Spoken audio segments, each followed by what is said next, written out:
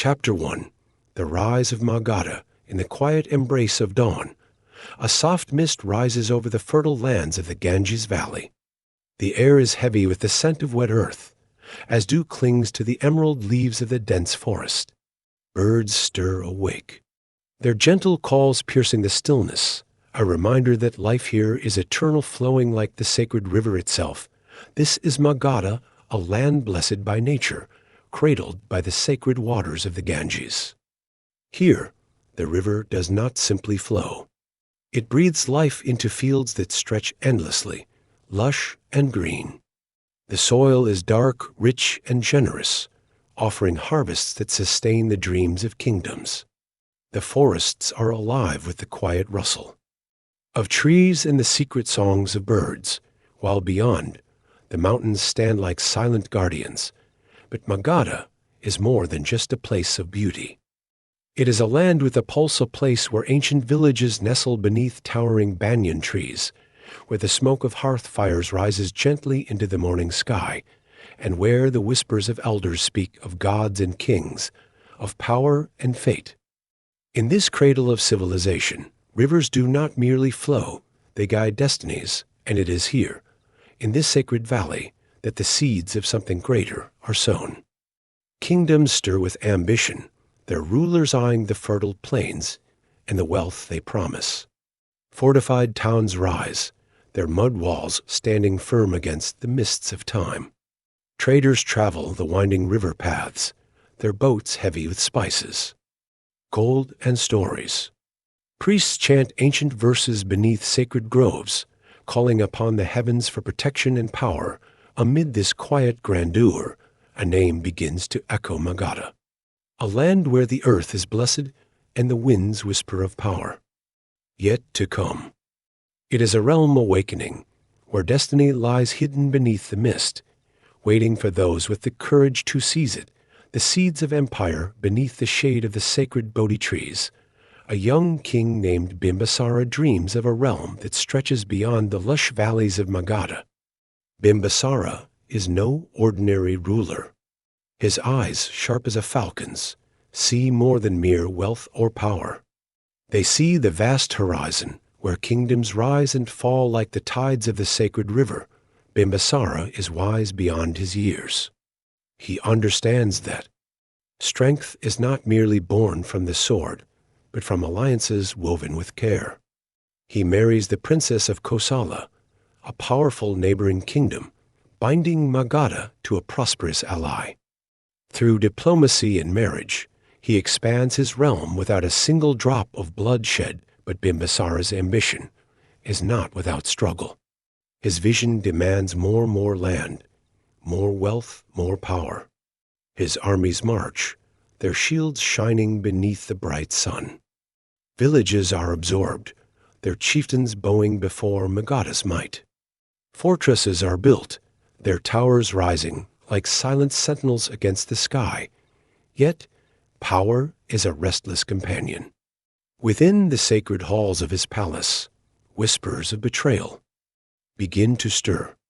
Trust fades like mist beneath the morning sun, and Bimbisara's once strong alliances begin to crack. In his final days, Bimbisara's throne becomes a place of shadows, and his own blood, his son Ajatashatru, becomes his greatest threat. Bimbisara, the dreamer, the conqueror, the king who saw a greater Magadha, fades into the silence of history. His story becomes a tale of greatness touched by tragedy. His vision left to those who will carry it forward. Ajatashatru's ambition in the cold, silent halls of the royal palace. A dark shadow falls. It is the shadow of betrayal of a son who rises against his father. Ajatashatru, the son of Bimbisara, is a man consumed by ambition, a hunger that gnaws at his soul. Refusing to be quenched, Ajatashatru's rise is a tale of blood and betrayal. He imprisons his own father, the great Bimbisara, within the dark walls of a lonely tower. The whispers of the court speak of poison, of slow starvation, of a father's silent tears. The world outside continues, unaware of the quiet tragedy that unfolds within those walls. Yet Ajatashatru is not merely a usurper. He is a conqueror, a warrior who takes the throne of Magadha with iron resolve. His armies march like thunder, their swords glinting beneath the burning sun. Neighboring kingdoms fall beneath his might, their proud kings bowing or fleeing before the wrath of Magadha. His greatest conquest is the powerful kingdom of Kosala, his mother's land. The war is fierce, the fields of battle stained with the blood of warriors. But in the end, it is Ajatashatru's banners that fly over the conquered cities. Magadha grows, its borders stretching further, its power unmatched, but power is a lonely companion. In the silent nights, as the winds whisper through the palace halls, Ajatashatru is haunted by the shadows of his own choices. The face of his father lingers in his dreams, a reminder that greatness often carries a terrible price.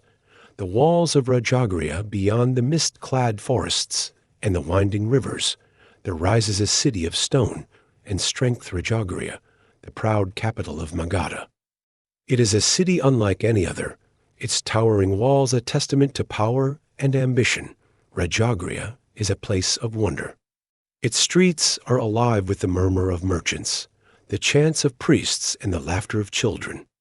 The grand palaces stand like silent guardians, their golden domes gleaming beneath the bright sun. Temples rise, their sacred fires burning eternally, sending spirals of fragrant smoke into the blue sky. But the true glory of Rajagriha is its walls, massive, impenetrable, rising like mountains of stone.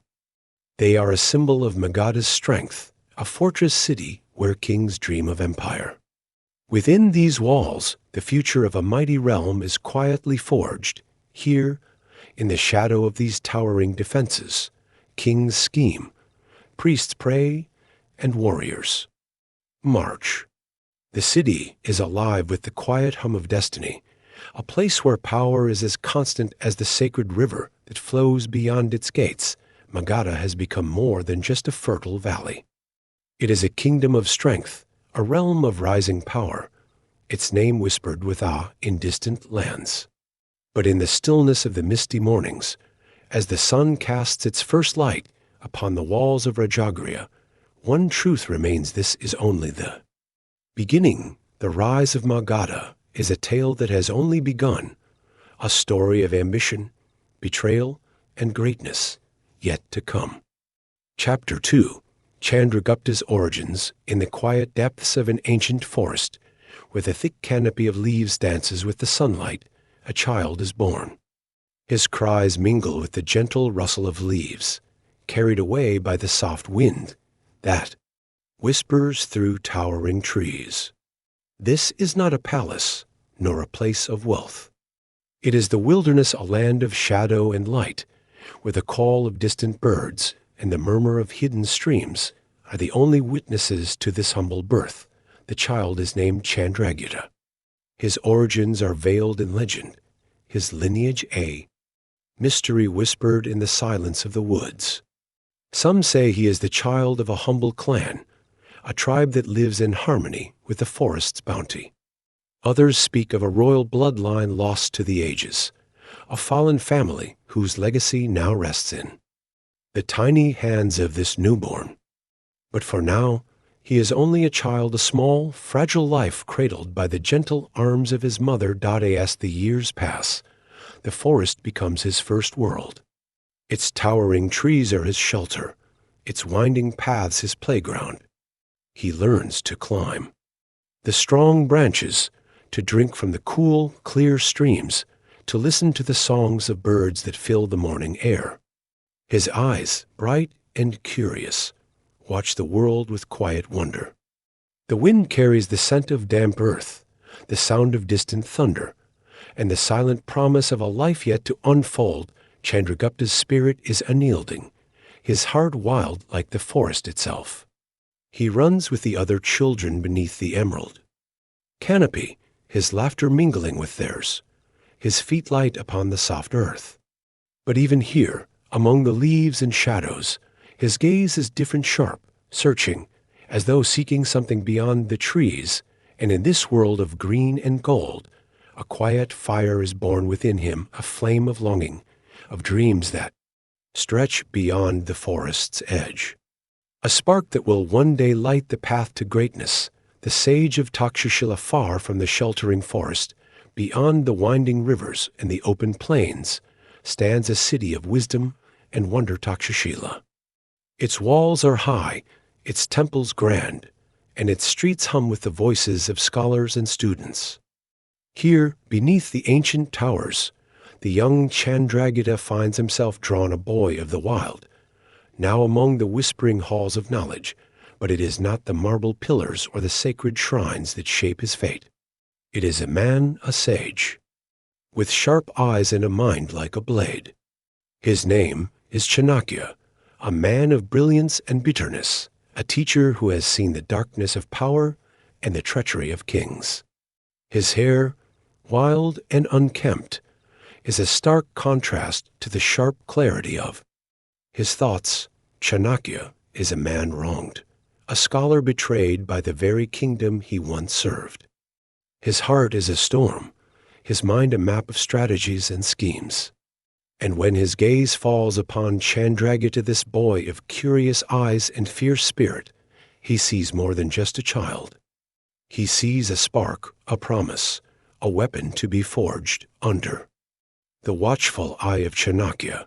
Chandragupta learns more than letters and numbers. He learns the art of strategy, the dance of politics, the secrets of power. The words of his teacher are like a river, flowing steadily into the young boy's mind, carving paths of wisdom and ambition. He learns that strength is not just in the sword, but in the mind that guides it. Together, they form a bond, a master and a student, but also a dreamer and a warrior. Chanakya's bitterness is a fire, but for Chandragupta, it becomes a light, a beacon that guides him from the shadows of the forest to the gates of destiny. In the quiet halls of Takshashila, beneath the towering pillars and the sacred groves, the seeds of a mighty alliance are sown. A teacher with a plan and a boy with a dream, a union that will one day shake the world, a kingdom's fall, a dream's rise, but beyond the halls of Takshashila, the world trembles. In the grand kingdom of Magadha, once a land of power and promise, chaos reigns. Its rulers, greedy and blind, claw at each other for the throne. Betrayals twist like serpents in the shadows, and the common people suffer beneath the weight of their rulers' greed. Kings rise and fall, their crowns passing from one desperate hand to another. The golden halls of the capital become a place of whispered plots and silent fears. Fields that once flourished are left barren. Villages crumble beneath the iron weight of war. The light of Magadha's glory dims. Its power crumbles beneath the shadows of corruption.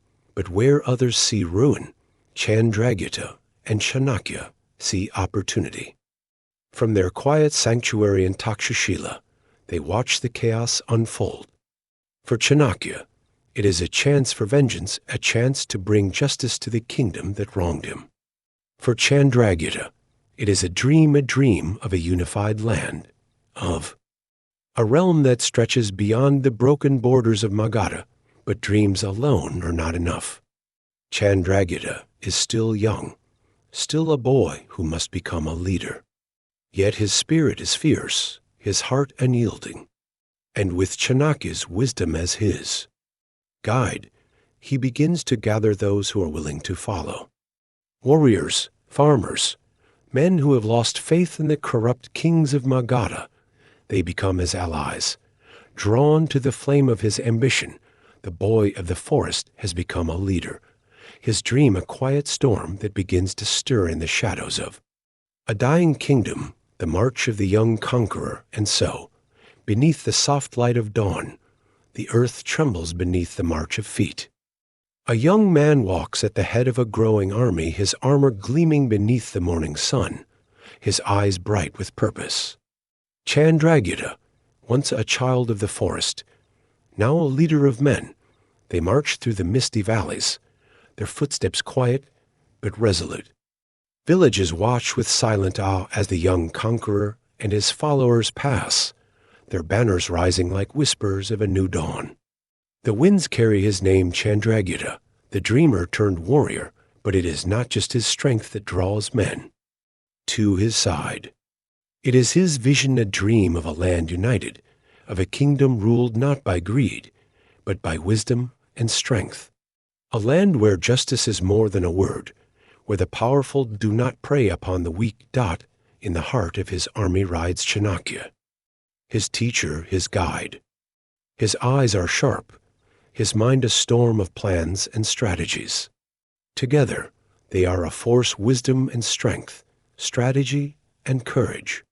A bond forged in the quiet halls of Takshashila, now tested on the fields of destiny. Their march is not without struggle. Battles are fought, villages are won and lost. But with each step, Chandragupta's legend grows.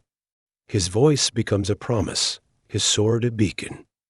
And as his banner rises above the distant fields, the dream of a unified India takes shape, a dream that begins not in a palace, but in the heart of a boy who once played among the trees. The winds of destiny blow gently upon the young conqueror's face, carrying the scent of damp earth and the quiet promise of greatness. And as the mist rises before him, Chandragupta marches on, his eyes set upon the distant horizon, where his dream awaits. Chapter 3. The Maurya Empire's dawn, along the sacred banks of the Ganges, where the gentle river winds its way through the lush green plains, a city rises. Its name is Pataliputra, a city of stone and splendor, a place where dreams of power take form beneath the clear skies. Here, in the mist of dawn, the golden light spills across the grand avenues, and the hum of life stirs beneath the towering gates. Pataliputra is more than just a city. It is a vision made real. Its streets are wide and straight, lined with the shadows of tall trees that dance in the morning breeze. Palaces of gleaming white stone stand like silent guardians, their domes kissed by the soft glow of the rising sun. The markets are alive with the murmur of merchants, their stalls overflowing with silks, spices, and treasures brought from distant lands. The scent of incense drifts gently through the air, mingling with the laughter of children who run through the bustling streets. At the heart of this splendid city stands the royal palace, a fortress of beauty and strength. Its walls are high, its gates adorned with intricate carvings, scenes of gods and kings, of battles and blessings. Within these halls, the floors are of polished marble, cool and smooth beneath the feet, while the ceilings rise like the heavens, painted with the stories of ancient lore. Yet, for all its beauty, Pataliputra is a city born of ambition, a city that stands as a symbol of power and promise. It is a place where the river's gentle whisper speaks of greatness, where the sunlight dances upon the sacred waters, casting a golden glow upon the city's proud walls. And it is here, beneath the sacred skies of Pataliputra, that the dream of an empire begins to take root, a dream that will soon stretch far beyond the glittering streets of this mighty capital. The Nanda dynasty's fall, but beneath the shadow of Pataliputra's grandeur, a storm is gathering. In the grand halls of the Nanda dynasty, once mighty rulers sit upon thrones of gold, their hearts heavy with fear. The Nandas, a family that once held the reins of power with an iron grip, now find themselves surrounded by whispers of discontent and the distant thunder of marching feet. Chandragupta, the boy who once wandered the forest paths, now stands at the head of a vast army. His banner rises like a silent promise. His warriors march with quiet resolve. He is no longer a child, but a conqueror, a young man guided by the wisdom of his teacher, Chanakya, and driven by a dream of unity. The gates of Pataliputra, proud and tall, tremble beneath the weight of his approach. The Nanda kings, once so mighty, falter. Their courtiers scatter like leaves before the wind. Their soldiers lose heart beneath the fierce gaze of the conqueror. The city that once stood as a fortress of power now becomes a place of fear, its golden walls a silent witness to the end of an era. The battle is swift, a clash of iron and cries that echo through the sacred streets. But it is not just strength that brings victory, it is the strategy of Chanakya, the wisdom of a man who sees beyond the chaos. The Nandas, once proud, crumble beneath the weight of their own greed and betrayal. Their rule ends, their crowns fall, and their names become a fading echo in the halls of history. And as the sun rises over the silent city, the banner of Chandragupta flies high above the golden gates. The Nanda dynasty is no more in its place. A new age begins, the coronation of a conqueror in the grand courtyard of Pataliputra. Beneath the clear blue sky, the air is filled with the soft murmur of thousands. Flowers fall like gentle rain, their petals dancing upon the breeze, while the scent of incense drifts through the sacred halls. The city that once trembled with fear now hums with quiet awe. For today, a new king takes the throne. Chandragupta stands at the heart of this gathering, his young face calm but resolute. His armor gleams beneath the soft light, his eyes sharp, yet there is a quiet depth within them, a gaze that speaks of dreams once whispered beneath the forest trees. Now given life upon the sacred soil of this grand city, priests chant ancient verses, their voices rising and falling like the gentle waves of a river. The sacred fire burns bright, its warm glow reflecting in the eyes of the gathered crowd. And as the final prayer is spoken, a crown of gold is placed upon Chandragupta's head. It is a crown not just of metal, but of destiny, a symbol of a dream made real. The crowd erupts in cheers, a wave of joy that flows like the sacred Ganges itself. Flowers are strewn upon the ground, their soft petals forming a carpet of color beneath the young king's feet. Warriors bow, nobles kneel, and even the winds seem to whisper his name, Chandragupta, the conqueror, the king, the first emperor of the Maurya Empire. Yet in the quiet shadow of the grand courtyard stands another figure, Chanakya, his teacher, his guide. His sharp eyes watch with silent pride, his heart a quiet storm of emotion. For he has seen the dream take shape, he has seen the boy become a king, and in that moment, beneath the sacred skies of Pataliputra, the Maurya Empire is born. The art of governance, but a throne, is not just a seat of power. It is a burden, a test, a place where dreams must become reality. Chandragupta, now the king, understands this, and in the quiet halls of his grand palace, he turns to his trusted guide. Chanakya, the sage of Takshashila, the man whose mind is as sharp as a blade, now becomes the architect of an empire guided by the teachings of the Arthashastra, a text of wisdom and strategy crafted by Chanakya's own hand. A new model of governance takes shape. It is a system of discipline and order, where justice is not just a word, but a promise. Spies move silently through the markets and the palace halls, their eyes and ears open to whispers of discontent. Taxes are collected with fairness. The wealth of the land used to strengthen its armies and nurture its people. Fortresses rise along the borders, their towers like silent guardians against the distant horizon. Roads stretch like veins across the fertile plains, carrying the lifeblood of trade and knowledge. In the villages, farmers till the rich soil, their harvests filling the granaries of the great capital. The laws are clear, the punishments swift. A realm of order where strength and wisdom walk hand in hand, but this governance is not just a tool of control. It is a vision of a land united, of a people protected, of a realm where justice is a shield and wisdom a sword. Chandragupta, the boy who once ran through the forest paths, now sits upon a throne. But his heart is not consumed by pride.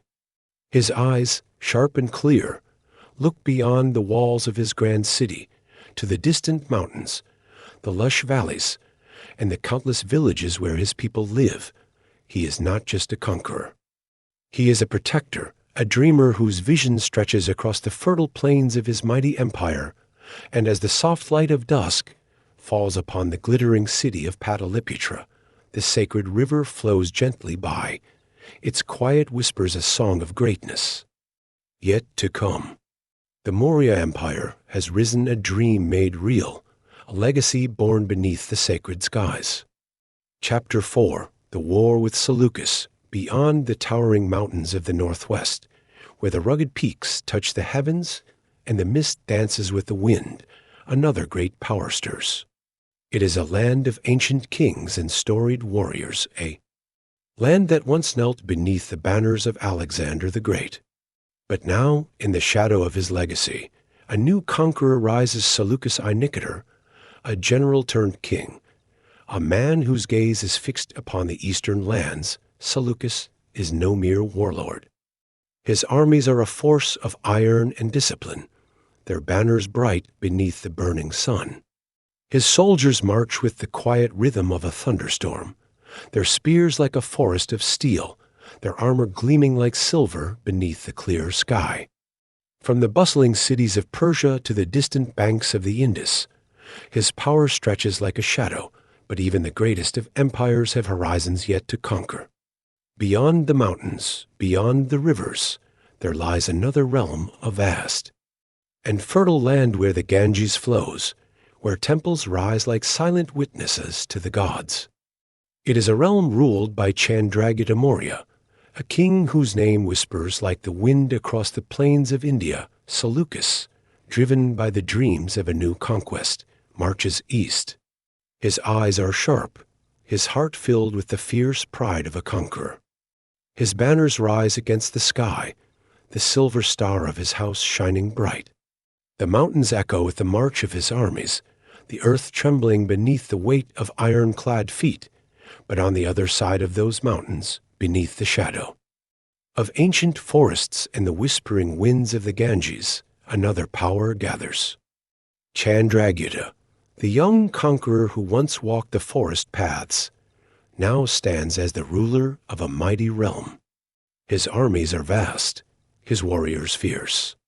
His eyes, calm and sharp, look to the west, where the distant horizon trembles with the promise of a clash that will shake the world. The stage is set, a clash of empires, a meeting of two worlds beneath the clear blue skies, a meeting of titans. The fields stretch wide beneath the open sky, a sea of green turning to gold beneath the burning sun. It is here, upon this sacred soil, that two great armies gather. To the west, the banners of Seleucus flutter like silver in the wind.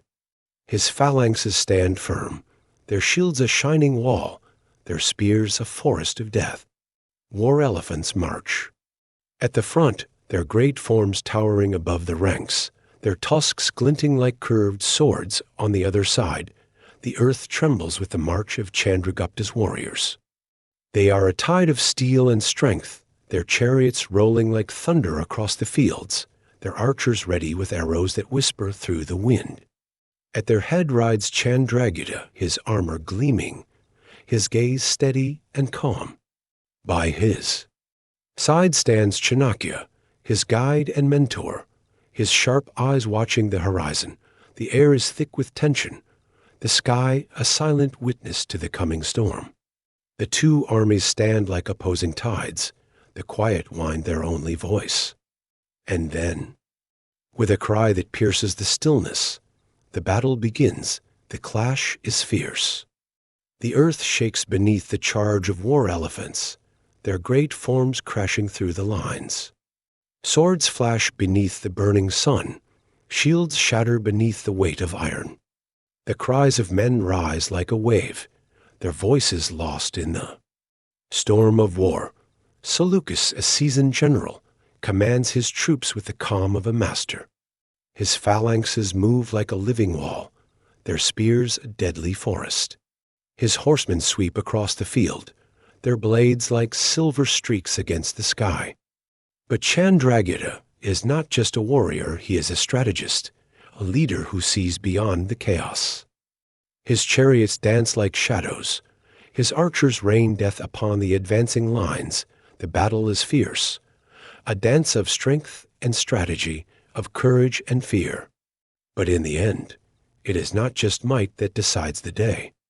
It is wisdom, the quiet strength of a leader who knows when to strike and when to hold.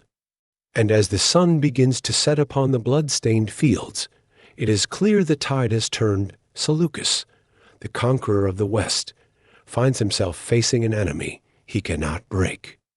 His armies falter, his banners tremble. And in that moment, beneath the fading light of dusk, a new path begins to take shape, a treaty of peace and prosperity beneath the soft light of dawn. As the mist rises from the silent fields, the clash of swords is replaced by quiet voices. Two great leaders stand beneath the open sky, Chandragupta, the king of the East, and Seleucus, the conqueror of the West. Their faces are calm, their eyes meeting not with hatred, but with quiet respect. Peace is spoken of, not as a defeat, but as a promise of prosperity, of a world where trade flows like the rivers, where strength is not just a sword, but a bridge. A treaty is signed, its words a bond between two great realms. The Indus region, once a place of conflict, now becomes a part of the Maurya Empire, its fields and cities under Chandragupta's rule. But this is more than just a line upon a map. It is a union of strength and wisdom, a bond sealed not by bloodshed, but by understanding. As a symbol of this new friendship, Seleucus gifts Chandragupta with something rare war elephants, mighty beasts whose strength is a treasure upon the field of battle. The two leaders, once enemies, now stand as allies. The wind carries their words across the silent plains, and the sacred rivers flow gently beneath the golden light of morning. Marriage and diplomacy. But this bond is not just of steel and parchment. It is a bond of blood, of family. To strengthen this new friendship, a marriage is arranged, a union that turns rivals into kin. Seleucus offers his daughter in marriage to Chandragupta, a gesture that speaks not just of peace, but of trust. The wedding is a celebration, a union beneath the sacred skies of India. Flowers fall like rain, their petals dancing upon the breeze. Sacred chants rise beneath the open sky, their soft melody a blessing upon the young couple. The scent of incense drifts gently through the air, mingling with the laughter of those who gather. But beyond the beauty of the ceremony, there is something deeper, a promise of unity, of a world where East and West are not just distant lands, but part of a greater whole. Chandragupta and Seleucus are no longer just kings, they are family. Their bond a bridge between two great worlds. As the sun sets upon the sacred city of Pataliputra, its golden light dancing upon the river's gentle waves, a new chapter begins.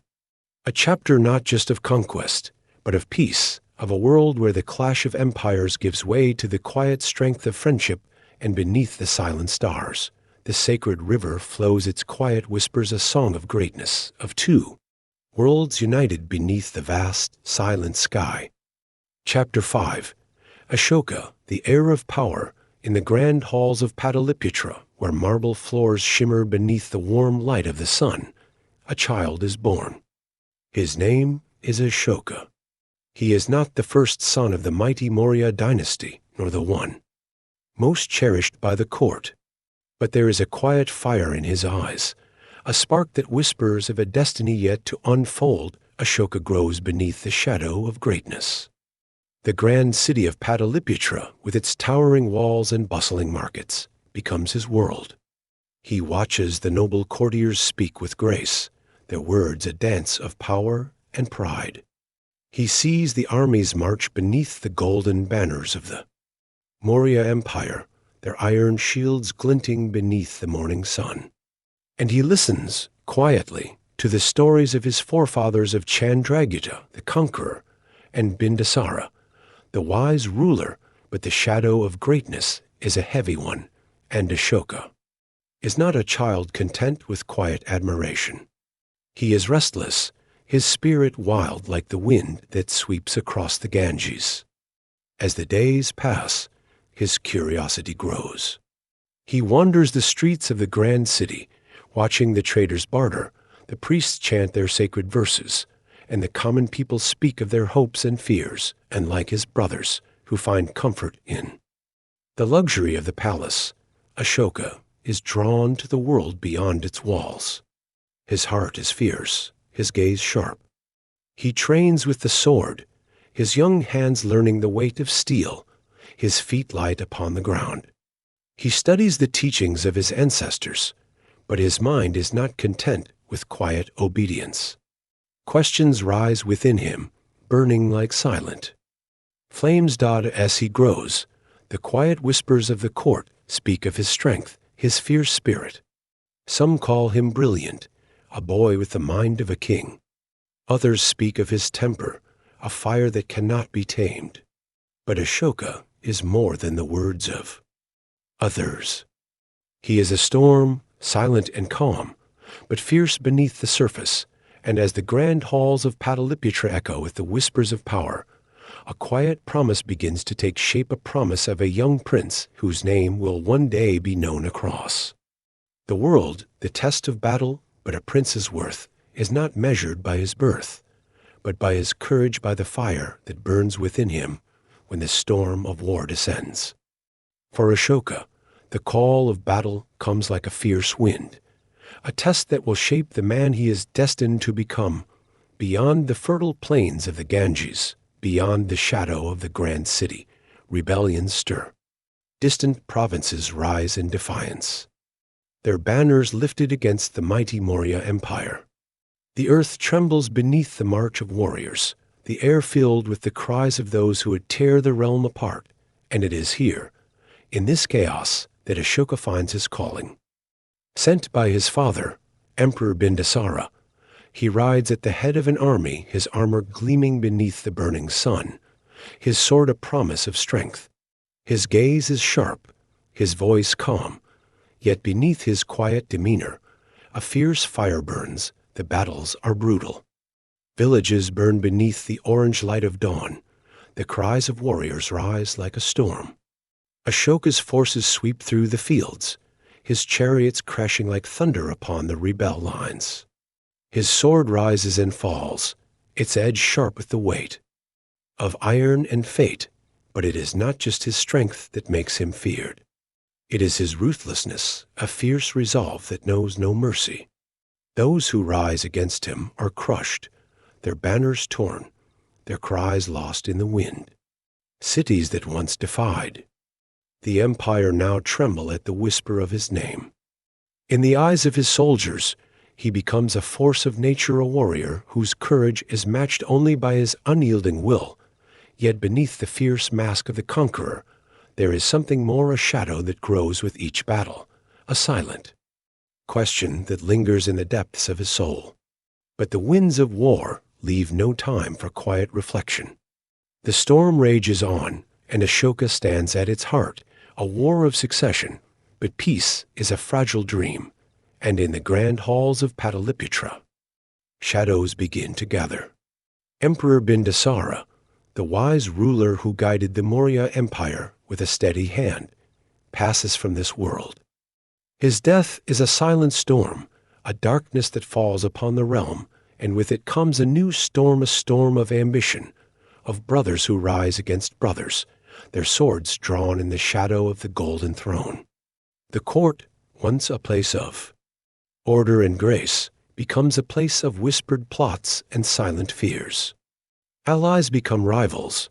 Promises are broken like brittle leaves. Amid this chaos, Ashoka stands alone. His brothers, jealous of his strength, rise against him. Armies clash. The grand city trembles beneath the weight of a bitter struggle. Streets that once echoed with the laughter of children now run red with the blood of those who fight for power. But Ashoka is not just a warrior. He is a survivor, a man whose courage is matched by his cunning. His voice becomes a promise, his sword a shadow that sweeps through the darkness. One by one, his rivals fall, their dreams shattered beneath the weight of his strength. And as the dawn breaks upon the silent city, its streets strewn with the echoes of battle, Ashoka stands alone. The cries of his enemies fade like mist beneath the rising sun, their names lost in the silence of history. And in that quiet moment, beneath the sacred skies of Pataliputra, a new ruler emerges. Ashoka, the warrior prince, has become something more, a conqueror, a king whose name is whispered with awe and fear. The emperor ascends the grand courtyard of Pataliputra is a sea of color. Flowers fall like gentle rain, their petals dancing upon the soft breeze. The scent of incense drifts through the air, mingling with the soft murmur of sacred chants. Beneath the clear blue sky, a gathering of nobles, priests, and warriors stands. In quiet reverence, at the heart of this sacred ceremony, stands Ashoka. His armor has been replaced with royal robes, their golden embroidery catching the light of the morning sun. His gaze is calm, his face serene, but beneath the quiet mask, a fierce resolve burns. His path has been one of struggle, of war and sacrifice. But today, his dream becomes a reality. Priests step forward, their voices rising in sacred verses, their hands lifting the sacred crown. It is a crown not just of gold, but of destiny, a symbol of power, a promise of greatness. As it is placed upon his head, a quiet silence falls upon the gathered crowd. Ashoka, the conqueror, has become something more.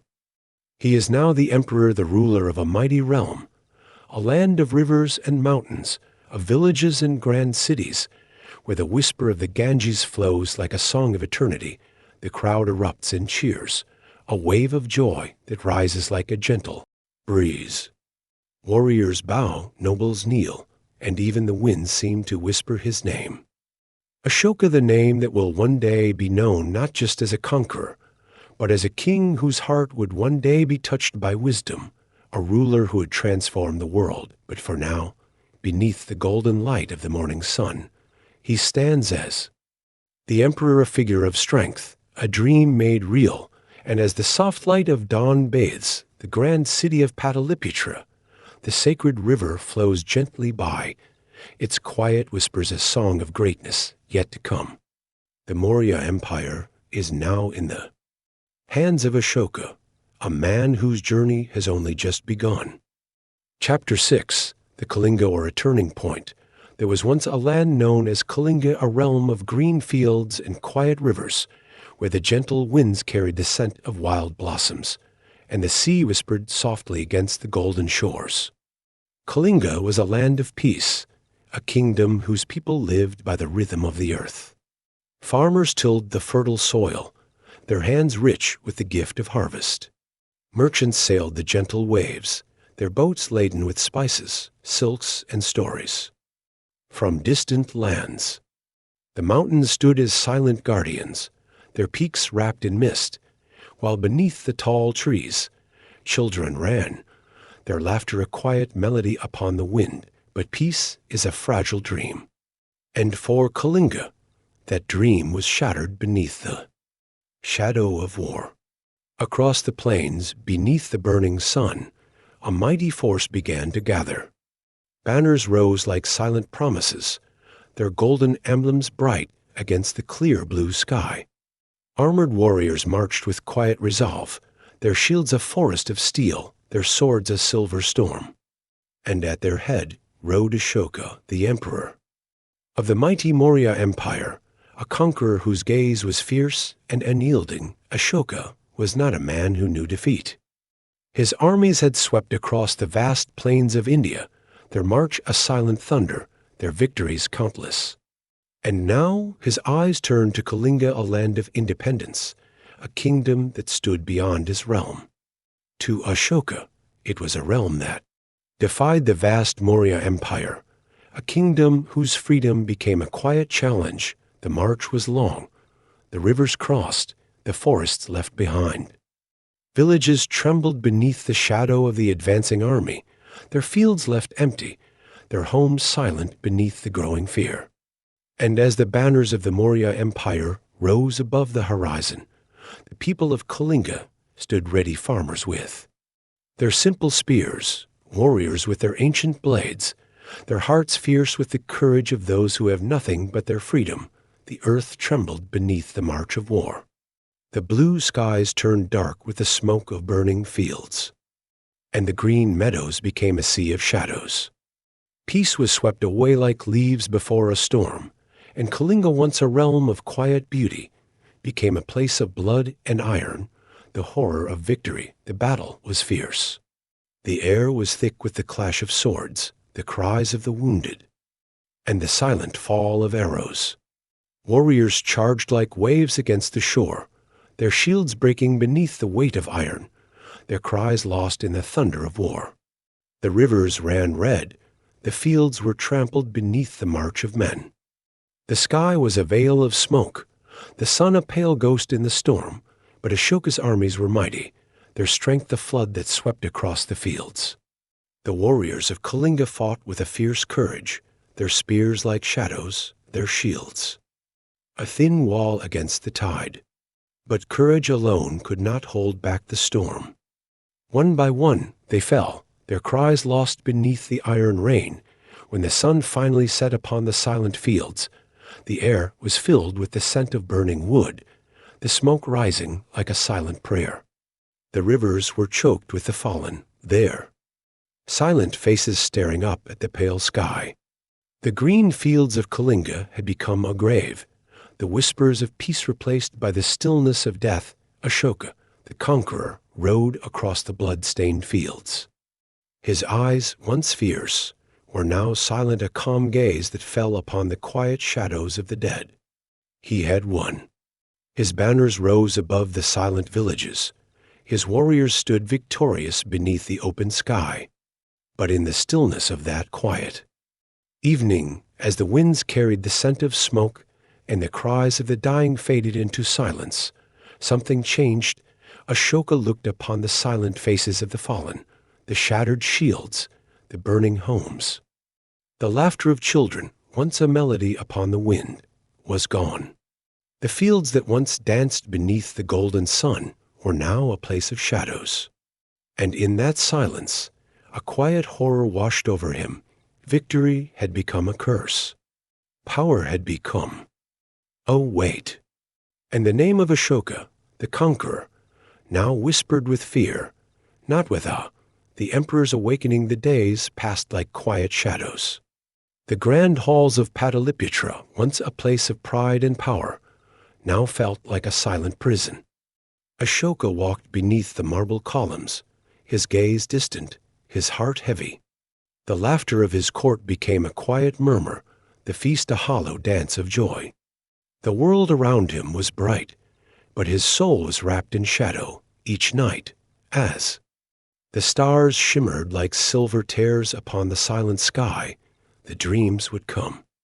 He saw the faces of the fallen men who had fought with courage, women who had wept in the shadow of the burning fields, children whose laughter had been silenced.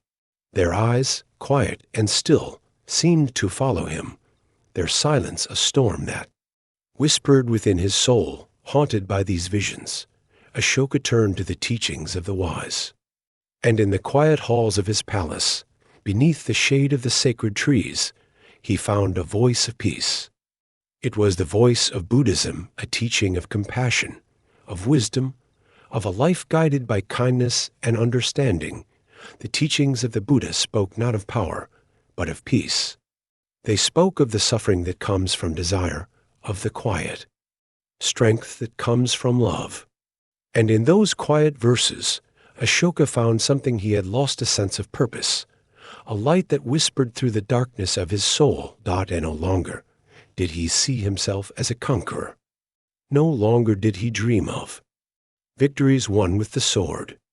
His heart, once fierce with pride, now softened beneath the quiet light of compassion. The faces that once haunted him became a silent promise, a promise of redemption, of a life not spent in conquest, but in service, the Dharma of compassion. The world knew Ashoka as a conqueror. But now, beneath the golden light of a new dawn. He became something else. His voice, once a command upon the field of battle, now became a whisper of kindness.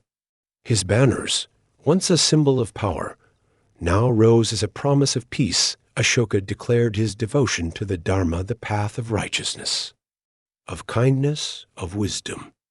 Across his vast empire, he built pillars tall, silent guardians of his promise. Upon their smooth stone surfaces, the words of his new faith were carved, teachings of kindness, of justice, of respect for all life, courts that once echoed with the voices of proud warriors now became places of fairness and mercy. Roads stretched across the land, carrying not just the march of armies, but the quiet promise of peace. Hospitals were built, gardens bloomed beneath the open sky, and the people, once ruled by fear, now lived beneath the quiet shade of kindness. Ambassadors were sent to distant lands, their words a quiet promise of friendship. Monks traveled the winding paths, their soft voices a whisper of wisdom. And the empire, once a realm of conquest, became a land where peace was not just a dream, but a way of life. Ashoka, the conqueror, became Ashoka, the beloved of the gods. His name, once a whisper of fear, now became a song of compassion. His empire, once a shadow of steel, now became a light that shone across the world and beneath the silent skies of Pataliputra, where the sacred river flowed like a quiet song. The man who had once marched as a conqueror now walked as a servant of peace. His soul, once a storm, now became a calm, gentle breeze, and as the sun set upon the golden fields of Kalinga, its light dancing upon the quiet waters, the world whispered his name, Ashoka, the king who found peace not in victory, but in compassion. Chapter 7. The Edicts of Ashoka. In the quiet embrace of dawn, where the golden light of the sun touches the fertile plains and the mist rises gently from the rivers, something new appears, silent, yet filled with wisdom. Tall pillars of smooth stone stand across the vast expanse of the Maurya Empire. They rise like silent guardians, their polished surfaces shining beneath the soft light.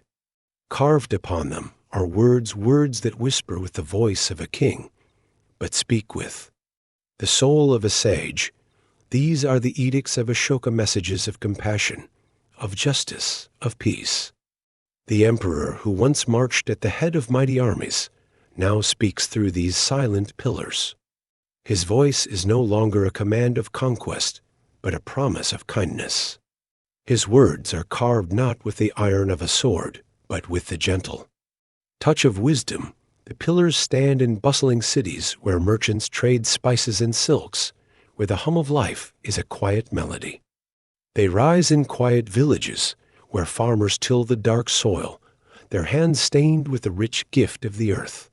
They stand along the winding roads where travelers rest beneath the shade of ancient trees, their eyes falling upon the words of the king. The inscriptions are simple, their language clear, words meant not for the learned few, but for all who walk the sacred earth. They speak of kindness to all beings, of respect for all faiths, of honesty in all actions. They speak of the duty of rulers to protect their people, of the promise of justice, of the sacred value of life. Here, on these silent stones, Ashoka becomes more than just a king. He becomes a voice that echoes across the mountains, the forests, the fields, and the quiet shores of distant rivers.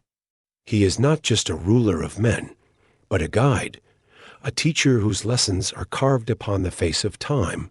And as the winds sweep gently across the land, as the sunlight dances upon the sacred stones, the words of Ashoka whisper a quiet promise of a world where peace is not just a dream, but a way of life. The lion's roar of peace. The pillars are not just stone. They are a voice that speaks of peace with the strength of a lion's roar. Ashoka's words travel across the empire, carried not by the march of armies, but by the silent strength of compassion. His edicts speak of non-violence, of respect for all living beings. They declare that victory is not in conquest, but in understanding. In cities where merchants once feared the sword, they now find peace beneath the shadow of the king's words. The courts that once echoed with the sharp voices of judgment now become places of fairness, where justice is not just a word, but a promise. The prisons, once dark and cruel, now offer the hope of reform, a chance for the lost to find their way. The soldiers who once marched with iron resolve now become protectors, their swords a shield for the weak, their strength the promise of safety. The villages, where simple farmers once feared the shadow of war, now thrive beneath the quiet shelter of peace. But the voice of Ashoka is not just a promise of peace. It is a reminder that true strength is not in the sword, but in the soul. That greatness is not in the fear one inspires, but in the kindness one shows. His words speak of harmony between faiths, of respect for the sacred ways of all people. Temples rise beneath the clear sky, their silent halls a place of prayer for all who seek the divine, and as the gentle winds sweep across the silent stones, the voice of Ashoka becomes a whisper of hope.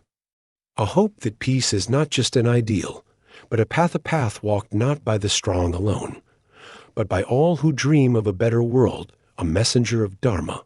But the voice of Ashoka does not remain silent upon the stone. It becomes a quiet flame, a light that begins to spread. Monks, dressed in simple robes, walk the winding paths of the empire, their steps light upon the sacred earth. Their soft voices carry the words of the king, the teachings of the Buddha, a message of compassion, of wisdom, of peace. They travel through bustling cities, their feet touching the hot stones of the crowded streets. They journey through quiet villages, where children run beneath the shade of tall trees, their laughter a soft melody. They cross mountains wrapped in mist, their eyes set upon the distant horizon. They sail across the gentle waves of the sea, their boats a silent promise of friendship. These monks are not just teachers. They are messengers of the Dharma, the path of righteousness. They carry the light of Buddhism to distant lands, to the ancient temples of Sri Lanka, where the sacred tree takes root, a symbol of peace, to the lands of Central Asia, where the silent mountains become a place of prayer, even to the distant realms of Greece, where the wise listen to the teachings of a king who once knew only conquest. But it is not just the monks who carry this light. Ashoka sends his envoys, wise men who speak with the voice of the emperor. They bring gifts, but their greatest gift is the promise of peace. They speak of friendship, of wisdom, of a world where strength is not measured by the sword, but by the soul, and as the light of the Dharma spreads, the world begins to change. The teachings of Ashoka are whispered beneath the sacred groves. They echo within the silent halls of distant temples. They become a promise of a world where peace is not just a dream, but a quiet truth. The world takes note across the vast expanse of the world. The name of Ashoka becomes a quiet legend. In the bustling markets of Greece, where merchants speak of distant lands, his name is whispered with awe. They speak of a king who chose peace over conquest, a ruler who transformed his empire with the strength of his soul.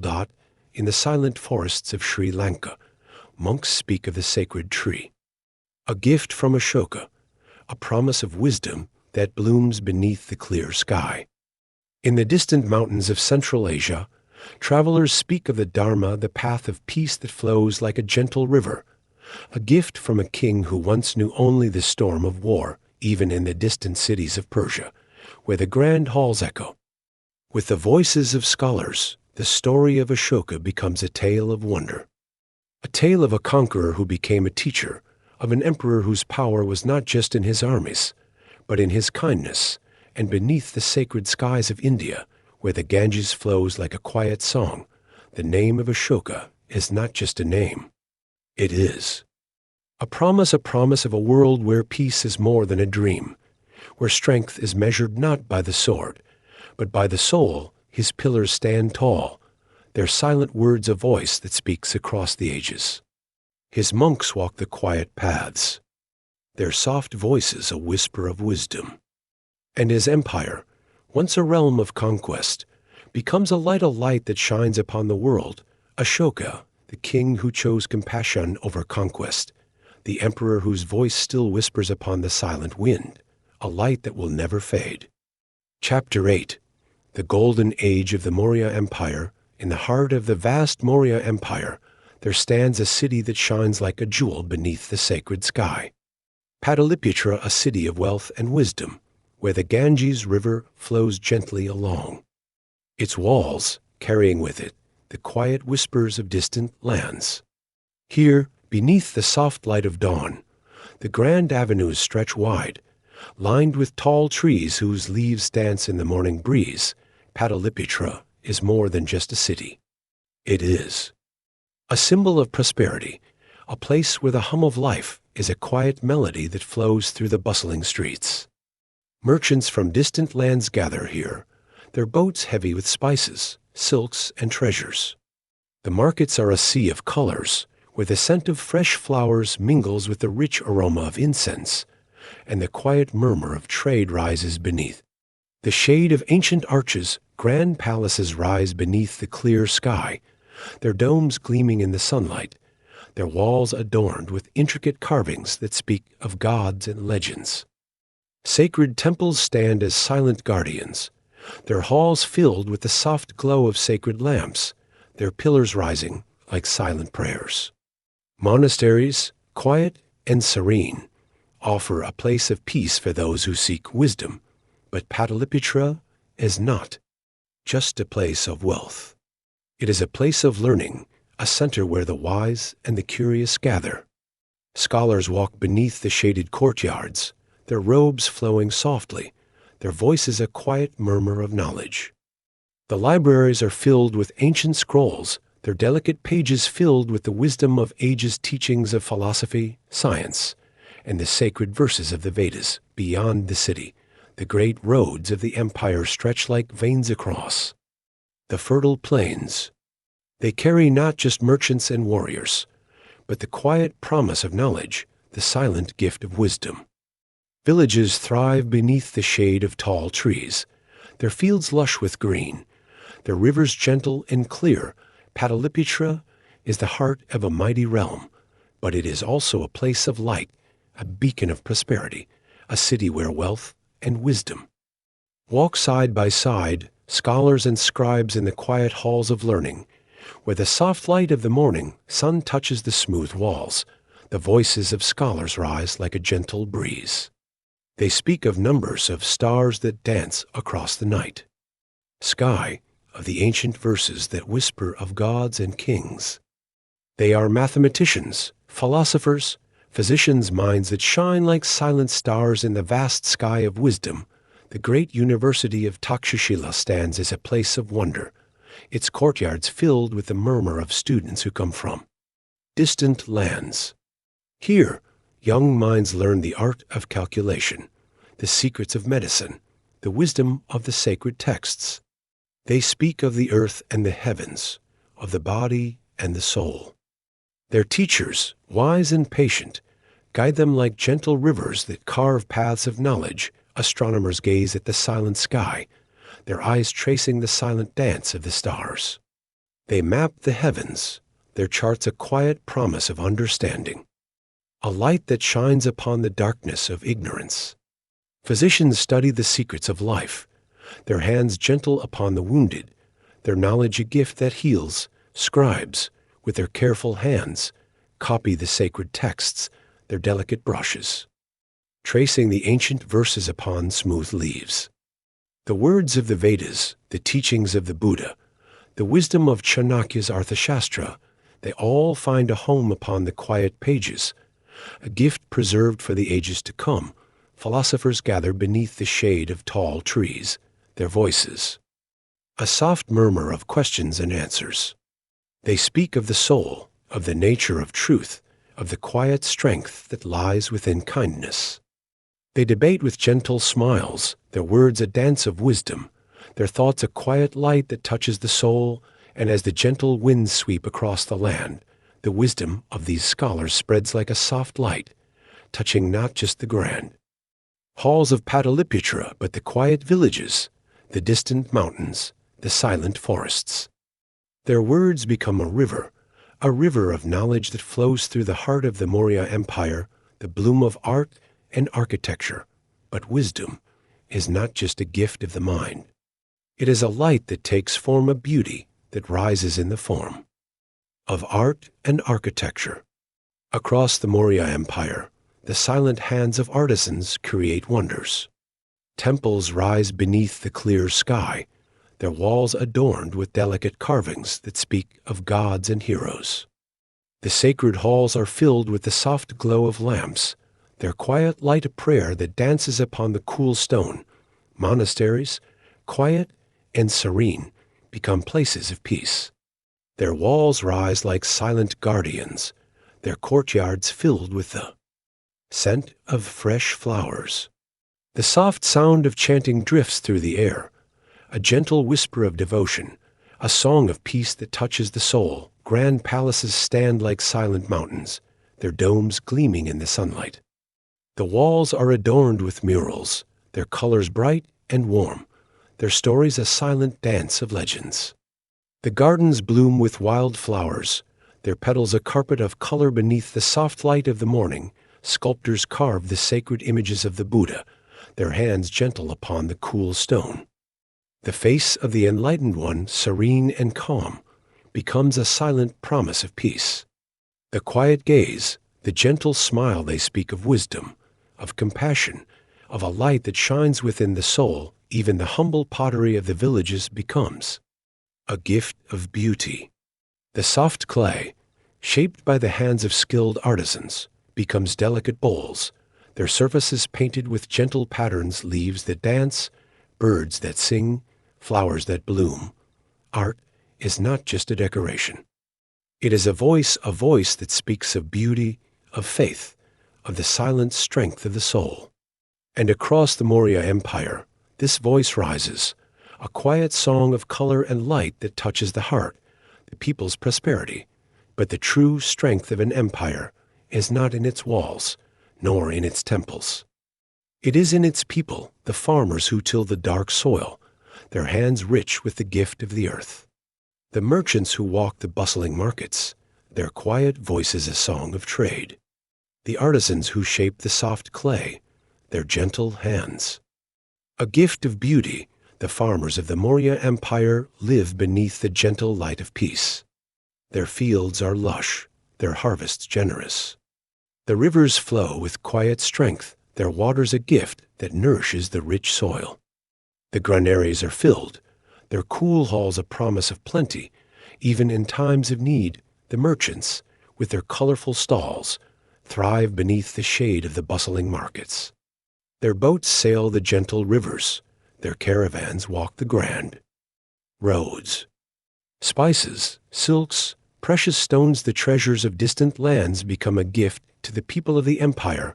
The artisans, with their careful hands, create wonders. Their pots are delicate, their fabrics a dance of color. The soft touch of their brushes brings life to the silent walls. Their gentle chisels carve beauty upon the smooth stone. But it is not just wealth that they share. It is a quiet peace, a life where justice is not just a word, but a promise. The laws are fair, the rulers just. Courts are places of wisdom, where the weak are protected, where the voice of the common man is heard, and beneath the golden light of the sun, as the winds sweep gently across the fertile fields, the people of the Maurya Empire live not just with pride, but with peace. Their laughter rises like a soft melody, their songs a quiet promise of a life lived with dignity. The golden age of the Maurya Empire is not just a time of wealth. It is a time of peace, of wisdom, of beauty, a time when the light of greatness touches the lives of all who walk beneath the sacred sky. Chapter 9. The Reach of Buddhism in the Quiet Light of Dawn.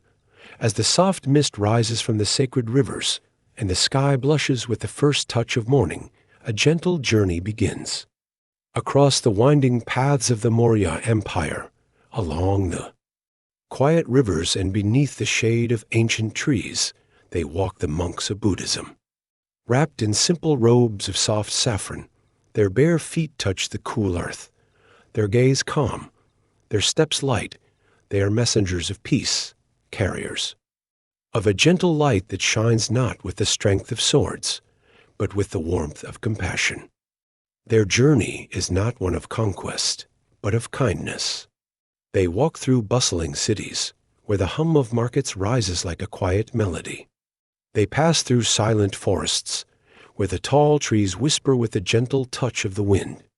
They climb rugged mountains, their robes fluttering like soft shadows against the gray stone.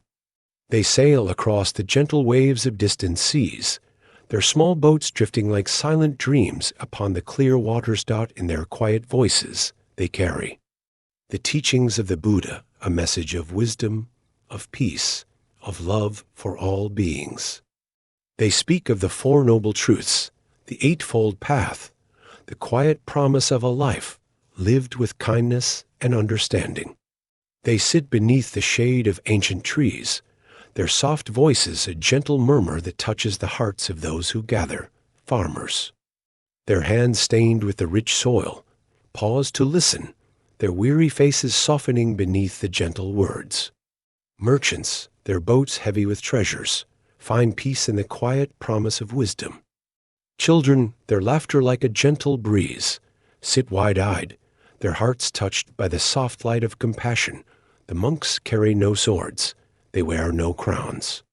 Yet their steps leave a mark upon the world, a quiet path of peace that stretches across mountains, rivers, and distant shores.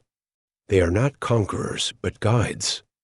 And in the silent whisper of their words, the world begins to change, missions to foreign lands, but the light of Buddhism does not rest within the borders of the Maurya Empire. It becomes a gentle flame that spreads, a quiet gift that touches distant lands. Guided by the wisdom of Emperor Ashoka, missions are sent beyond the mountains, across the seas, to the distant corners of the world. Ambassadors, wise and calm, travel with gifts, not just of gold or silver, but of wisdom. They journey to Sri Lanka, where the soft waves kiss the golden shores, and the forests rise like silent mountains. There, beneath the shade of ancient trees, they speak of the Dharma, the path of righteousness, the quiet strength of kindness. The king of Sri Lanka listens, his heart touched by the gentle light of the teachings. And beneath the sacred sky, a new light blooms, the light of Buddhism, a promise of peace, but the journey does not end there. The ambassadors walk the winding roads of Central Asia, where the silent mountains rise like guardians against the clear sky. They speak in quiet courtyards, their voices a gentle whisper that rises beneath the cool shade. The teachings of the Buddha touch the hearts of kings and scholars, and in the quiet temples that rise beneath the open sky, the light of compassion takes root beyond the great mountains, across the bustling cities of Persia and the distant lands of Greece. The story of Ashoka becomes a quiet legend. They speak of a king who chose peace over conquest, whose voice was a gentle whisper of wisdom. His ambassadors are not just messengers of a king, but carriers of a dream of a world where strength is not measured by the sword, but by the soul. And as the gentle winds sweep across the vast plains, the quiet light of Buddhism becomes a river that flows through the valleys, the mountains, and the distant shores, carrying with it the promise of peace, stupas and sacred sites. But peace is not just a word whispered upon the wind. It is a promise, a light that takes shape upon the sacred earth. Across the Maurya Empire, beneath the clear skies and upon the green plains, majestic stupas rise, silent monuments to faith, their spires touching the heavens like gentle prayers. These stupas are more than just stone. They are sacred places. places where the whispers of the Buddha's teachings become a quiet song. Their smooth domes rise like silent mountains, their shadow a cool shelter for those who seek peace. The walls are adorned with delicate carving scenes of the Buddha's life, his gentle smile a promise of wisdom, his quiet gaze a gift of compassion. Pilgrims walk the winding paths that lead to these sacred sites. They come with quiet steps, their hearts filled with devotion. Flowers are placed at the foot of the sacred stones, their soft petals a gentle offering. Incense rises in thin, spiraling trails, its soft scent a silent prayer that dances upon the breeze. Among the greatest of these sacred sites is the stupa at Sanki, a place where the light of Buddhism shines with quiet serenity. Its grand dome rises beneath the open sky, its gateways adorned with stories of faith, of wisdom, of a king who chose peace. But the stupas are not just places of prayer. They are beacons, silent towers of light that rise across the vast plains. A reminder that peace is not just a dream, but a promise. They are a gift of faith that touches the hearts of all who walk beneath the sacred sky, a king's quiet influence. Even as the armies of Ashoka rest, his voice continues to whisper across the world. He is no longer a conqueror of kingdoms, but a conqueror of hearts. His words, carved upon silent stone pillars, become a quiet promise of kindness, of justice, of peace across the lands of India, from the lush valleys of the Ganges to the rugged mountains of the northwest. His voice speaks of compassion. His edicts call for respect for all faiths, for kindness to all living beings, for fairness in the courts, for mercy to the weak. But his influence does not end at the borders of his realm. In the distant temples of Sri Lanka, the sacred tree that blooms beneath the open sky is a gift of Ashoka, a symbol of peace that whispers of his wisdom. In the mountain monasteries of Central Asia, the silent chants of monks rise like soft prayers, a quiet echo of his teachings. Even in the bustling markets of distant lands, where merchants speak of treasures and spices, his name becomes a quiet legend.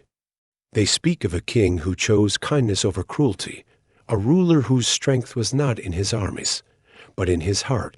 Ashoka's influence is not just in the temples or the sacred stones. It is in the hearts of those who hear his story, a story of a conqueror who became a guide, of an emperor whose power was not in fear, but in love. And as the sun sets upon the silent fields, as the soft light of dusk bathes the green plains in a gentle glow, the quiet wind carries his name. Ashoka, the king who touched the world not with the sword, but with the light of wisdom. In the silent stillness of the night, as the stars shimmer like silver upon the vast sky, the sacred river flows gently by.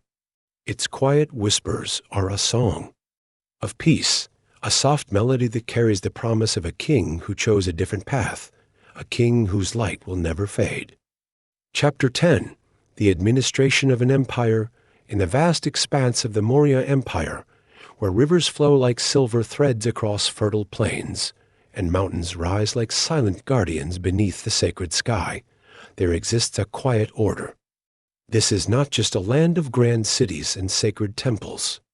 It is an empire, a realm where peace is not just a dream, but a promise woven through the quiet fabric of governance. The Maurya Empire is a vast web, its threads stretching across mountains, forests, rivers, and distant shores. But this web is not tangled. It is a careful design, a vision brought to life by wisdom and discipline. At its heart stands Pataliputra, the mighty capital, where the golden halls of the emperor rise like silent towers above the gentle flow of the Ganges.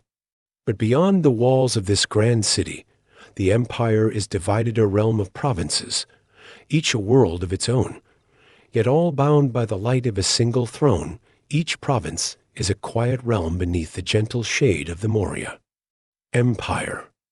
From the rich plains of Magadha to the distant mountains of Gandhara, each land is governed by a viceroy, a trusted hand of the emperor. These governors are not mere nobles. They are the eyes and hands of the empire, rulers who uphold the law, who protect the peace, who carry the quiet light of justice to the farthest corners of the realm. The governors live not as kings, but as servants of the emperor, whose voice is a silent promise of fairness. They collect taxes, not with the iron weight of greed, but with the gentle touch of duty. They maintain the armies, not as tools of conquest, but as shields that protect the peace. They ensure that the roads are clear, that the markets are safe, that the people live not in fear, but in quiet prosperity. But these provinces are not just silent outposts. They are worlds of life. The fields are lush, the rivers gentle. Villages nestle beneath the shade of tall trees, their thatched roofs a quiet promise of shelter. In the bustling towns, merchants trade spices and silks, their voice is a soft hum beneath the clear sky. And beyond the walls of the governor's palace, the temples rise, their silent halls a place of peace. The web of provinces is not just a map. It is a promise that the light of justice, the shade of peace, will touch every corner of the realm. The eyes and ears of the king, but a realm so vast cannot rest upon trust alone. Beneath the calm surface of the empire, there is a silent web, a network of whispers, a dance of shadows. These are the eyes and ears of the king, the spies and informants who move silently across the land, their quiet steps a silent promise of order. They are not warriors. They do not wear armor. They do not carry swords. But their words are weapons, their whispers a shield. In the bustling markets, where the scent of spices drifts upon the warm breeze, they listen. Beneath the shade of village groves, where farmers gather to speak of harvests and hopes, they watch. Within the silent halls of distant palaces, where governors rule in the emperor's name, they wait. Every whisper, every shadow, every silent glance, all are carried to the emperor's court, where they are woven into a quiet map of knowledge. No plot is left in darkness. No treachery hides beneath the gentle light of peace. And it is not just the rebels who are watched. Even the governors, the noble lords who serve the empire, feel the quiet gaze of the king's eyes upon them. But this network of whispers is not a web of fear. It is a shield that protects the peace, that ensures the weak are not trampled beneath the shadow of power. The emperor's gaze is not just a shadow. It is a promise that justice will not be blinded, that even the faintest whisper of cruelty will be silenced. The spies of the Maurya Empire are not known by name. They do not walk with pride. They do not speak of their deeds. But beneath the soft light of the sun, as the gentle winds sweep across the fertile plains, their silent shadows touch every corner of the realm. And in the quiet halls of Pataliputra, the emperor listens, his ears open to the whispers of his vast, silent kingdom. Justice for all, but the heart of an empire is not just in its wealth or its power. It is in its justice. And in the Maurya Empire, justice is not just a word. It is a promise that every voice will be heard, that every wrong will be made right. Across the realm, in grand cities and quiet villages, the courts stand like silent guardians of this promise. The judges are wise, their eyes sharp, their hearts calm. They do not wear crowns, but their voices are a quiet strength. They listen, not just to the powerful, but to the poor, to the farmer whose fields have been taken, to the merchant whose trade has been stolen, to the widow who seeks the light of fairness. Beneath the quiet shade of the court, all are equal. The laws are clear, their words a gentle guide. They speak of honesty, of respect, of kindness. They call for mercy, but they do not close their eyes to wrongdoing. A crime is met with justice. But justice is not just punishment. It is a chance for redemption, a light that guides the lost back to the quiet path of wisdom. Even the emperor is not above the law. His voice is a promise of fairness, but his heart is a servant of justice. His own words, carved upon the silent stone pillars, speak of kindness, of respect for all faiths, of fairness to all beings. The judges, wise and calm, speak with his voice, a voice that is not just a command, but a gentle promise, and beneath the silent sky, as the soft light of dawn touches the grand halls, the people of the Maurya Empire live not just with pride, but with peace. For they know that in this vast realm, their voice will be heard, the roads of prosperity, but justice is not enough. An empire is not just a land of laws. It is a world of life, a realm where people live, where they trade, where they dream. And across the vast Maurya Empire, there is a gift of roads that stretch like silent veins across the green plains, the gentle mountains, the quiet forests. The grand roads of the empire are more than just paths of dust and stone. They are rivers of life, where merchants walk with their colorful wares, where scholars journey with the light of wisdom, where pilgrims travel to the sacred temples beneath the open sky. Along these roads, the world comes alive. Caravans travel beneath the warm light of the sun, their voices a gentle hum. Markets bloom like quiet gardens, their stalls filled with spices, silks, precious stones. The winds carry the scent of distant lands, the quiet murmur of distant tongues, but it is not just wealth that these roads carry. They carry knowledge, the wisdom of scholars who journey from Takshashila to distant lands. Their voice is a whisper of learning. They carry faith, the monks who walk with quiet steps, their gentle words a gift of peace. They carry the light of friendship, the envoys who bring the voice of the emperor to distant courts, a quiet promise of peace, and beneath the soft light of the sky, as the gentle winds sweep across the silent fields, the roads of the Maurya Empire become more than just a path. They become a promise of peace, of wisdom, of a world where the light of prosperity touches every life. The Maurya Empire is a vast realm, a realm where the light of justice, the shade of peace, and the gift of knowledge touch all who walk beneath the sacred sky. Chapter 11. The decline of Ashoka's line in the quiet halls of Pataliputra, where the golden light of the sun dances upon the cool marble floors. The days of Ashoka's reign begin to fade like the soft glow of dusk. Ashoka, once the fierce conqueror who became a beacon of peace, now walks with a gentle step. His face is calm, his gaze serene, but there is a quiet sadness in his eyes, a shadow that whispers of dreams fading into memory. The grand empire that stretched beneath the sacred sky, that touched mountains and rivers, is now a realm of silent whispers. Ashoka's voice, once a promise of peace, now carries the weight of age. His sons, who should have been the light of his legacy, are instead shadows of ambition, of pride, of silent rivalries that fester beneath the surface. As Ashoka's strength fades, his sons look not to the light of his wisdom, but to the shadow of his throne. They see not a realm to guide, but a prize to claim. Whispers fill the quiet halls of the palace, murmurs of betrayal, of silent plots.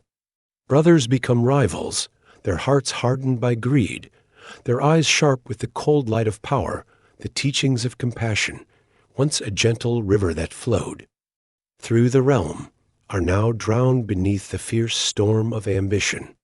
The governors of distant provinces, who once bowed with quiet reverence, now watch with silent eyes. They see not the promise of peace, but the silent dance of power that trembles beneath the throne. And Ashoka, the emperor whose light touched the world, becomes a gentle shadow, a man who watches as his own blood turns against itself, as his dreams of unity begin to wither beneath the quiet storm of ambition. His voice, once a song of peace, is now a quiet whisper, a prayer lost beneath the silent winds of change, the forgotten airs as the years pass. The sons of Ashoka rise and fall like leaves upon the wind. Some take the throne, their names whispered for a time, only to fade like shadows beneath the clear sky. The brilliance of Ashoka, his name that shone like a beacon across the world, becomes a quiet burden, a light so bright that it leaves all who follow in darkness. Kunala, the gentle prince with a heart touched by kindness, is blinded by the cruel hands of those who fear his light. His name, a whisper of tragedy, fades beneath the cold silence of the court. His brothers, consumed by ambition, clash in silent shadows, their dreams shattering like brittle glass. One by one, the heirs of Ashoka step into the light, only to be consumed by the darkness of power. Their voices are lost, their names forgotten. The court, once a place of wisdom, becomes a place of silent plots, of whispered betrayals. The teachings of Dharma, once a gentle light that touched every life, are now just words carved upon silent stone. The world remembers Ashoka, the king who chose peace over conquest, the emperor whose voice whispered of compassion. But his sons, his grandsons, those who should have carried his light, become whispers, forgotten shadows beneath the vast sky of his legacy. The great Maurya bloodline, once a river of strength, now becomes a quiet stream that fades into the dust of time. The loss of unity, but it is not just a family that fades. It is an empire. The great web that once stretched across mountains, rivers, and forests, a realm of wealth and wisdom, of peace and power, begins to unravel. The provinces, once bound by the light of a single throne, now become islands, adrift upon the silent sea of ambition. The governors who once served with loyalty now look not to Pataliputra, but to themselves. In the distant mountains of Gandhara, the whispers of rebellion become a quiet storm. In the lush valleys of Bengal, local lords rise, their banners flying against the silent sky. Even the sacred plains of Magadha, the heart of the empire, tremble. Beneath the shadow of ambition, trade, once a river that flowed with spices, silks, and wisdom, now falters. The great roads, once veins that carried the lifeblood of the empire, become quiet paths where dust rises in the silent wind. Villages that once thrived beneath the shade of peace now stand alone, their fields left empty, their voices lost in the quiet shadows. But it is not just wealth that is lost. It is a dream of unity, of a realm where justice and wisdom touched every life. The words of Ashoka, carved upon silent stone, become just whispers of a forgotten promise. The monks who once carried the light of Buddhism to distant lands now walk with quiet steps, their voices a soft murmur lost beneath the winds of change. The Maurya Empire, once a beacon that shone across the world, is now a fading light. Its quiet promise of peace swept away by the silent storm of ambition, the shadow over Pataliputra in the heart of the empire, where the Ganges flows like a silver thread beneath the sacred sky.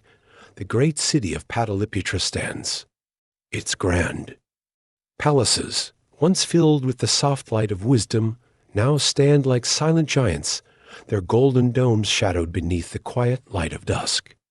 The bustling markets, where merchants once traded treasures from distant lands, are now a quiet murmur, their stalls empty, their voices faded. The grand halls of the emperor, once a place of peace, now become a place of silence.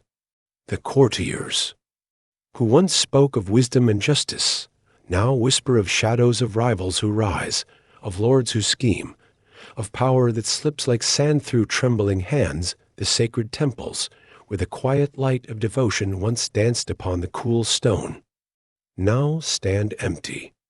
The lamps that once burned with the soft glow of faith are now cold, their light lost beneath the silent dust. The monks who once walked with gentle steps now look to the fading light with quiet sadness. But the greatest shadow is not upon the city. It is upon the spirit of the people. Once they lived beneath the quiet promise of peace, beneath the shade of justice. Now they live beneath the shadow of fear. The farmers who once sang beneath the morning light now walk with quiet steps, their fields left barren. The merchants who once laughed beneath the shade of the bustling markets now speak in whispers. Pataliputra, the heart of the Maurya Empire, is still a city of grand walls, of golden domes, of wide avenues that stretch beneath the clear sky. But its soul, the light of wisdom and peace that once touched every life, has become a shadow. The empire that once shone like a quiet beacon across the world is now a fading dream, a realm where the light of greatness is lost beneath the silent shadow of time and beneath the silent skies. As the gentle wind sweeps across the empty streets, the Ganges flows on a quiet river that whispers of memories, of dreams that once danced beneath the sacred sky. Chapter 12. The Rise of Regional Kingdoms. In the silent shadow of the grand city of Pataliputra, where the golden walls once shimmered beneath the soft light of the sun, a quiet storm begins to rise. The Maurya Empire, once a vast realm that stretched across mountains and rivers, now trembles beneath the weight of silent whispers of betrayal, of ambition hidden beneath the cloak of loyalty. At the heart of this silent storm stands a man named Pushyamitra Shunga, a general, a warrior, but also a man whose gaze is sharp, his heart a quiet shadow of pride and power. He is a protector of the Maurya throne, a guardian of a fading dynasty. But his loyalty is a mask, and beneath that mask, a fierce ambition burns. The court of the Maurya kings, once a place of wisdom and peace, has become a place of silent plots. The descendants of Ashoka, the great king who brought light to the land, now live beneath a quiet shadow. Their voices are soft, their strength withered. They walk in the shadow of a great legacy, but their own light has faded. Pushyamitra watches, his gaze cold, his thoughts sharp as the silent sword at his side. He sees not just a realm, but a prize. And in the quiet stillness of the court, where the golden light of morning touches the cool marble floors, he strikes. The Maurya king, a figure of fading power, falls beneath the shadow of his own protector. The quiet halls of the palace tremble with fear. The whispers of betrayal rise like a silent storm. Pushyamitra seizes the throne, his name now a shadow that rises over the realm.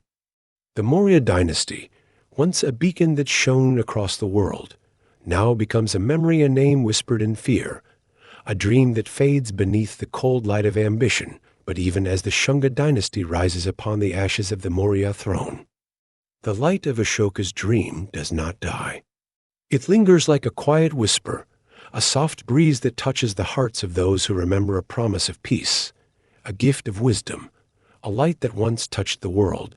The eastern kingdoms flourish.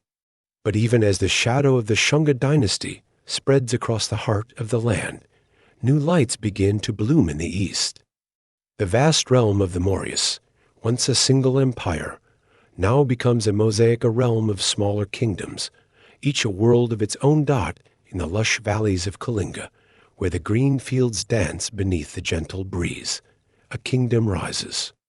Kalinga, once a land touched by the shadow of war, now becomes a realm of quiet strength.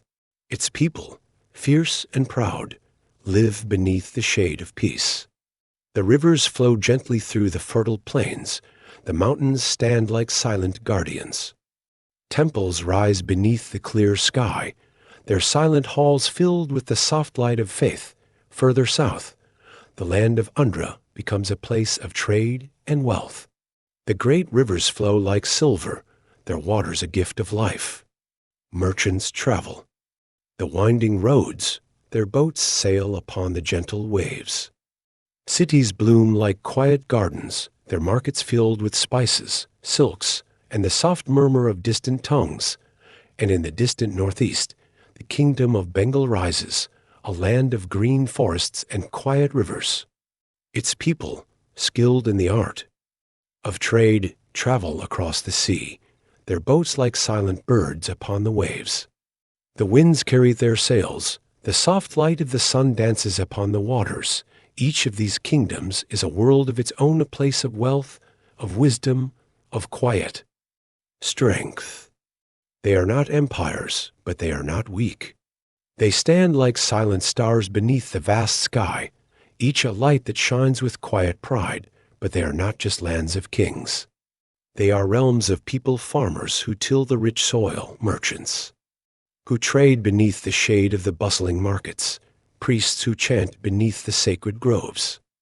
They are realms of life, places where the quiet light of peace touches the simple joys of those who live beneath the open sky, a legacy of division. But even as these kingdoms rise, they also divide. The land that was once a single realm, a vast empire where peace touched every village, now becomes a mosaic of rival powers. The unity that Ashoka dreamed of, that his light once promised, is now a fading memory. The governors who once served beneath the shade of the Maurya throne now become kings in their own right.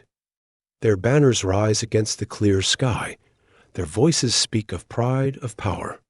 But beneath the calm surface of their courts, a quiet shadow lingers, a shadow of ambition, of silent rivalries, the roads that once carried the light of trade. The quiet promise of peace now become paths of power. Armies march where merchants once walked. Fortresses rise where temples once stood. The fields, once lush and green, now tremble beneath the shadow of iron. The people, who once lived beneath the shade of justice, now find themselves caught between lords who dream of power. Farmers pay their taxes not to a single throne, but to many. Merchants trade beneath the shadow of many flags. The light of peace becomes a quiet dream, a whisper lost beneath the soft winds of change. India, once a realm of unity, now becomes a land of many voices, a place where the whisper of a single dream is drowned beneath the quiet hum of ambition, the echoes of an empire. Yet even as the Maurya Empire fades, its light does not die. The name of Ashoka, the king who chose peace over conquest, remains a quiet whisper upon the winds. His teachings, carved upon silent stone, still speak of kindness, of justice, of respect for all life. The monks who once walked with quiet steps, their voices a soft murmur of wisdom, still carry his light. The art and architecture of the Mauryas, the grand stupas that rise beneath the clear sky, the pillars that stand like silent guardians, become a quiet promise, a promise that greatness is not just in conquest, but in kindness. The roads they built, the laws they wrote, the light of learning they shared all become silent echoes that touch the hearts of those who walk beneath the sacred sky, even the kings who rise in their place, the Shungas, the Undras, the lords of Kalinga cannot escape the shadow of that quiet light. They build their palaces, they raise their armies, but in the silent halls of their temples, in the quiet whispers of their courts, the name of Ashoka lingers. The land of India is now a mosaic, a realm of many kingdoms, each a world of its own. But the light of the Mauryas, the quiet gift of wisdom, of peace, of a dream that touched the world, remains a gentle whisper, a light that does not die, and beneath the silent skies of Pataliputra, where the grand city stands like a quiet shadow, the sacred river flows. Its gentle waters touch the silent stones. Its quiet whispers a song of memory, a song of an empire that once shone like a light upon the world. The Maurya Empire is gone, but its dream is not. It is a light that touches the soul, a quiet promise that greatness is not just in power, but in peace. And as the soft light of dusk touches the silent fields, as the gentle winds sweep across the green plains, the name of Ashoka lingers. A whisper of kindness, a promise of peace, a dream that will never fade. Chapter 13. The Legacy of Chandragupta Maurya. In the quiet stillness of an ancient forest, where the towering trees whispered with the gentle touch of the wind, and the rivers murmured with the song of life, a child was born. His name was Chandragupta, a boy whose life began not in the halls of a palace, but beneath the silent shade of nature's embrace. His hands, small and gentle, touched the cool earth. His feet, light and nimble, ran along the winding forest paths. The forest was his first world, a world of shadows and light, of whispered dreams and silent promises. But even as a child, Chandragupta was more than just another life touched by the earth. His eyes, sharp and curious, watched the world with quiet wonder. He was a boy with the spirit of a storm, a spark of ambition that whispered of greatness. And the world around him, with its towering trees and silent streams, seemed to whisper back a promise of a destiny yet to unfold. The legend of Chandragupta begins in this humble world, a tale told beneath the shade of ancient trees, whispered by the gentle winds. But his journey did not end in the forest. Guided by the wisdom of his mentor, Chanakya, the boy of the wild became something more. He became a warrior, a leader, a conqueror from the quiet halls of Takshashila, where the sacred light of knowledge touched his curious mind, to the grand fields of battle, where his courage became a silent storm. Chandragupta's path was one of strength and wisdom. He marched at the head of an army, his banner a promise, his voice a call for unity, and as the sun rose over the sacred city of Pataliputra, casting its golden light upon the grand walls, the boy who once played among the trees became something greater. He became an emperor, the first to unite the vast lands of India beneath a single crown. The tale of Chandragupta is a story told for centuries, a story of humble beginnings, of fierce courage, of a dream that touched the sky. A story of a boy who became a king, of a man who built an empire, the vision of unity. But Chandragupta's greatness was not just in his strength, nor in his crown.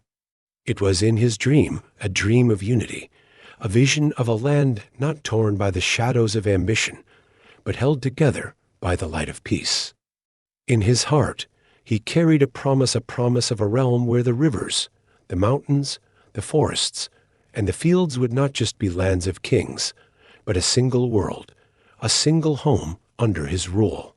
The grand city of Pataliputra became a symbol, a heart that beat with the quiet strength of an empire. Its walls rose like silent guardians. Its streets whispered with the hum of life. Merchants from distant lands gathered beneath its shade, their voices a soft melody of trade.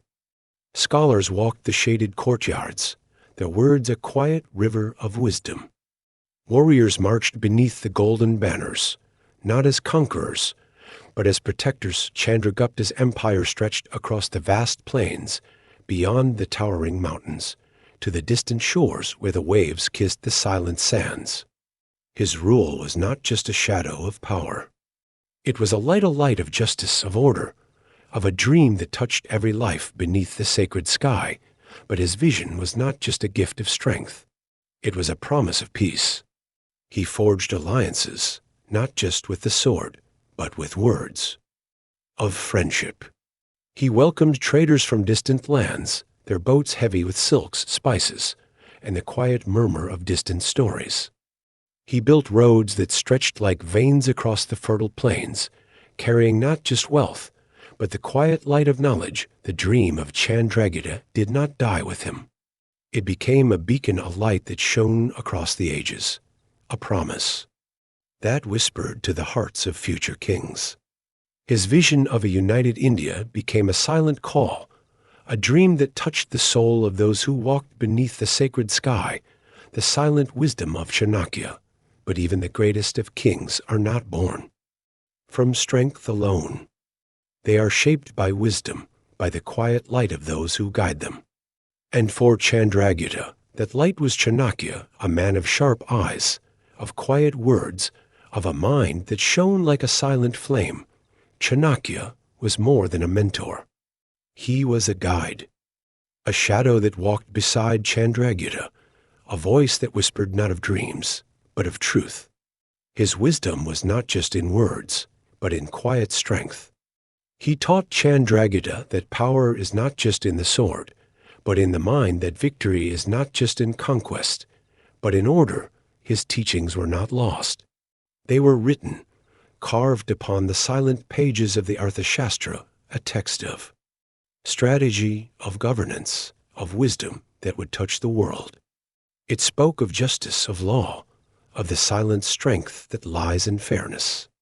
It spoke of the art of ruling, not just with pride, but with wisdom. The Arthashastra was more than just a book. It was a light, a silent promise that even the greatest of kings must walk with wisdom, that strength is not just in iron, but in the quiet touch of understanding.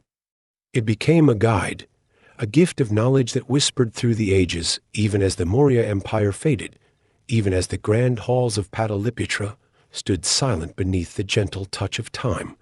The words of Chanakya lived on. They became a silent river, a gift of wisdom that flowed across the world, a dynasty remembered. But even as the Maurya Empire faded, as its golden banners fell beneath the shadow of time, its name did not die. The name of Chandragupta, the light of Ashoka, the wisdom of Chanakya, they became a whisper that touched the soul of India. The grand city of Pataliputra stood like a silent witness, its walls a shadow of a dream that once touched the sky. The roads, once alive with the hum of merchants, the quiet murmur of scholars, became paths of dust. The temples, where the soft light of faith once danced, stood in quiet solitude, their silent halls a song of memory. But even in ruins, the Maurya name was not lost. It was a symbol of power, of resilience, of a dream that touched the world. The kings who followed, the lords who rose beneath the clear sky, looked back to the Mauryas with quiet awe. They saw not just a dynasty, but a promise of greatness, of unity, of a world where strength walked with wisdom. The story of Chandragupta became a legend, a tale whispered beneath the shade of ancient trees, told by the soft light of the sacred fires. It was a story of a boy who became a king, of a dream that became an empire, of a name that became a light, even as the sacred river flowed, its gentle waters touching the silent stones. The whispers of the Mauryas lingered. They were not just a memory. They were a promise that greatness is not just in conquest, but in kindness. That strength is not just in the sword, but in the soul and beneath the silent sky. As the soft light of dawn touched the green fields, the name of Chandragupta lived on, a light that will never fade, a dream that will never die. Chapter 14. The spiritual legacy of Ashoka. In the quiet halls of history, where the shadows of time dance beneath the gentle light of memory, there is a name that whispers like a soft breeze. Ashoka. His story is not just the tale of a king, but of a man who walked a path of darkness and found light. A conqueror who became a guide, a ruler who chose wisdom over pride. Ashoka was not always a man of peace. His youth was a storm, a time of ambition, of fierce battles, of victories won with the iron of his sword. His armies marched across the green plains, their banners bright beneath the clear sky. Kingdoms trembled beneath his shadow. There, walls fell, their fields burned. And in the quiet land of Kalinga, his thirst for power reached its darkest hour. The battle of Kalinga was a storm of iron and blood. The rivers ran red, the fields were strewn with the fallen, their silent faces. A sea of sorrow. Ashoka stood upon the silent plains, his banner rising above the ruins of victory. But in that quiet moment, as the smoke drifted beneath the pale sky, something changed. The cries of the dying, the quiet faces of the fallen, touched his soul. Victory, which had once been his dream, now became a curse. His heart, once fierce with pride, now trembled with sorrow.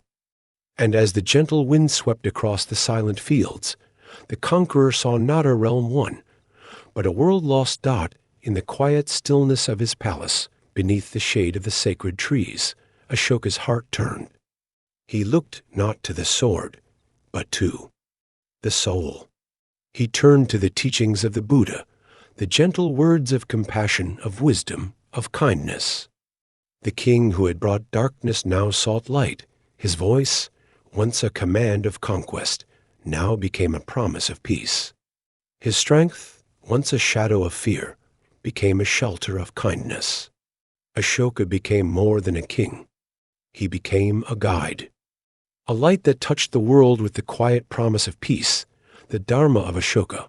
But his transformation was not just a whisper within his heart. It became a light that touched the world, a promise written not in blood, but in the gentle words of Dharma. Across the vast empire, from the bustling cities of the Ganges Valley to the distant mountains of the northwest, silent pillars rose. These were not just stones. They were voices that spoke of kindness, of wisdom, of respect for all beings. The edicts of Ashoka stood like silent guardians beneath the clear sky. Their smooth surfaces were carved with his words. Words that spoke of compassion, of non-violence, of respect for all faiths. They called for justice, not just for the strong, but for the weak. They spoke of mercy, of kindness even to the smallest of creatures. These were not the words of a conqueror. They were the words of a guide, a teacher whose heart had turned from pride to peace. Ashoka's Dharma was not just a code of law. It was a promise that power would be touched by wisdom, that strength would walk with kindness. The pillars rose in bustling markets, where merchants paused to read the quiet words of the king. They stood in the silent fields where farmers rested beneath their shade. They rose along the winding roads where travelers found not just a path, but a light, even in the courts of the emperor, where the proud lords once spoke of conquest. The voice of Dharma became a quiet guide. Judges spoke of fairness, of kindness. The prisons, once a place of darkness, became a place of reform, where even the lost could find their way. The Dharma of Ashoka was more than just a law. It was a light that touched the soul of an empire, a promise that greatness is not just in conquest, but in kindness. Ashoka's light across Asia. But the light of Ashoka did not remain within the borders of his empire. It became a gentle flame that spread, a gift that touched the world. The monks of Buddhism, dressed in simple robes, walked the quiet paths of the empire, their voices a soft murmur of wisdom. But their steps did not end at the gates of Pataliputra. They traveled further, beyond the mountains, across the seas, to the distant lands in Sri Lanka, where the gentle waves kissed the golden shores. Ashoka's light became a gift. A sacred tree, a branch of the Bodhi tree beneath which the Buddha found enlightenment, was planted upon the island. It became a beacon, a silent promise of peace that touched the hearts of a distant land. But the light did not stop there. It traveled to the mountains of Central Asia, where the silent monasteries rose beneath the mist. It touched the deserts of Persia, where merchants spoke of a king who chose peace over conquest. It reached the distant lands of China, where the teachings of the Buddha became a quiet river of wisdom. Ashoka's name became more than just a name. It became a symbol of peace, of kindness, of wisdom. Kings who once knew only the shadow of power now spoke of his light. Monks who walked the winding paths spoke of his gift. And even in the distant lands, where the soft winds whispered beneath the silent sky, his story became a legend. Ashoka's light was not just a shadow of his empire. It was a promise that greatness is not just in power, but in peace. A promise that even the greatest of kings can choose a path of kindness. The emperor who became a legend, and so Ashoka became more than just a king. He became a legend. A story whispered beneath the shade of ancient trees, a tale told by the soft light of sacred fires. His name was not just a memory. It was a promise that even the fiercest of hearts can be touched by light, that even the strongest of hands can offer kindness. The grand city of Pataliputra, where his voice once echoed in the golden halls, became a quiet shadow, a memory of a dream that touched the world. The pillars that rose beneath the clear sky, their silent words a promise of peace, stood like silent guardians of his light. But even as the Maurya Empire faded, even as the banners of his dynasty fell beneath the shadow of time, Ashoka's name did not die. It became a light that touched the soul of India, a promise that whispered across the world his story was not just history. It was a parable, a story of redemption, of a king who turned from darkness to light, of a conqueror who became a guide. It was a story of how power can be touched by wisdom, of how strength can become a shelter of peace. The monks who walked the winding paths spoke of his gift. The temples that rose beneath the sacred sky carried his light. The scholars who read. The silent words of his edicts whispered of his wisdom, and beneath the silent skies, where the sacred rivers flowed like gentle whispers, his name lived on. Ashoka, the king who found peace not in victory, but in kindness. The emperor whose light touched the world, whose story became a promise, and as the soft light of dawn touched the green fields, as the gentle wind swept across the silent plains. The name of Ashoka lingered, a light that will never fade, a dream that will never die. Chapter 15. The cultural bloom of the Maurya era in the quiet heart of the Maurya Empire, where the golden light of dawn touches the grand city of Pataliputra, a quiet miracle begins. It is not a miracle of conquest, nor of power, but of beauty. A quiet bloom of art that whispers of the soul of a civilization. The land that was once a realm of iron and conquest now becomes a canvas where the gentle hands of artisans shape wonders. The art of the Maurya Empire is a gift of simplicity, touched by grace. In the quiet workshops of the empire, sculptors carve smooth pillars of stone. Their chisels, gentle upon the cool surface, bring life to the silent rock. Among these masterpieces is the lion capital of Ashoka, a symbol of strength and wisdom. 4 lions stand upon a smooth lotus, their fierce faces calm, their silent gaze a promise of protection. Beneath them, the gentle forms of animals walk in a quiet circle: a horse, a bull, an elephant, and a lion. They are not just shapes. They are a promise of peace, of harmony, of strength guided by wisdom. But the artistry of the Maurya Empire is not just in stone. It is in the silent walls of the great stupas, grand monuments of faith that rise beneath the clear sky. The great stupa at Sanchi stands like a silent mountain, its smooth dome a gentle curve beneath the sacred sky. The gateways, adorned with delicate carvings, speak of stories of faith, of wisdom, of a king who chose peace. The artisans do not just carve stone. They shape clay, their gentle hands creating delicate pottery, bowls that dance with simple patterns, leaves that whisper, flowers that bloom, birds that sing. Their brushes touch smooth walls with the soft colors of life, their murals a quiet dance of beauty. In the quiet halls of the empire, the voice of poetry rises. Simple verses, filled with the soft light of faith, whisper of gods and heroes, of kings who walked with wisdom, of lands touched by the light of peace. The art of the Maurya Empire is not just a gift of stone or color. It is a light that touches the soul, a quiet promise of beauty that will never fade. Philosophy and knowledge, but the light of the Maurya Empire is not just in its beauty. It is in its wisdom. Beneath the shade of ancient trees, where the soft light of dawn touches the cool earth, scholars gather. Their voices rise like a gentle murmur, a quiet river of knowledge that flows through the heart of the realm. These are not just teachers. They are seekers of truth, of knowledge, of the silent strength that lies in understanding. In the grand halls of Takshashila, a place of learning where the world comes to listen, young minds gather. They listen to the quiet voice of their teachers, who speak of the stars that dance across the silent sky, of the delicate secrets of the human body, of the silent laws that guide the world. Physicians write texts on medicine, simple words that speak of healing, of herbs that carry the gift of life, of the quiet touch that soothes the weary soul. They do not just treat wounds. They seek to understand, to touch the silent light of life, To guide the lost back to the quiet path of health, astronomers gaze at the clear night sky, their eyes tracing the silent dance of the stars.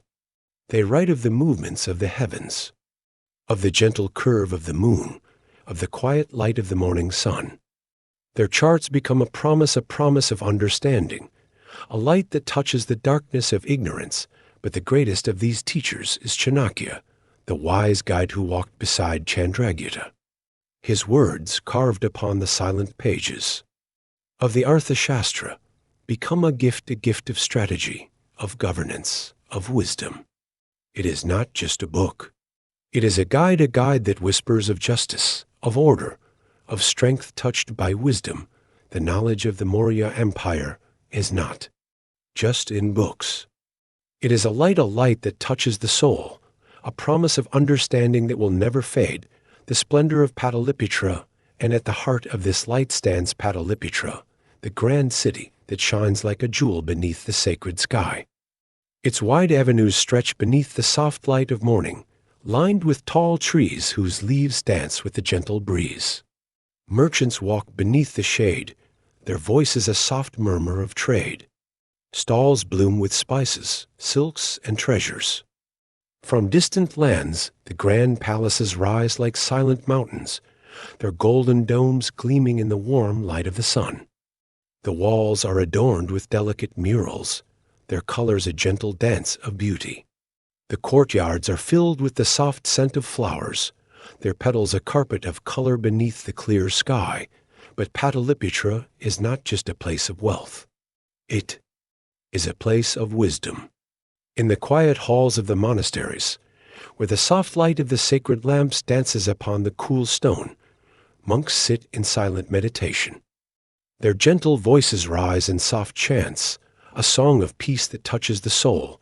The libraries are filled with silent scrolls, their pages a whisper of knowledge, the teachings of the Vedas, the wisdom of the Buddha, the silent words of Chanakya. Scholars walk the shaded courtyards, their words a quiet river of wisdom. But even in the bustling markets, where merchants trade beneath the gentle light, the light of learning is not lost. Travelers speak of distant lands, their stories a quiet promise of a world touched by the light of wisdom. Pilgrims walk the shaded paths, their voices a soft murmur of faith. Pataliputra is not just a city. It is a heart that beats with the quiet strength of a civilization, a light that touches the world with the gentle promise of beauty, of wisdom, of peace, a civilization's signature. But the light of the Maurya Empire is not just in its cities or its palaces.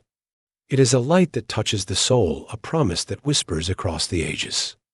The art of the Mauryas, the silent beauty of the lion capital, the grand domes of the stupas, the delicate carvings that whisper of gods and heroes, these are not just stones.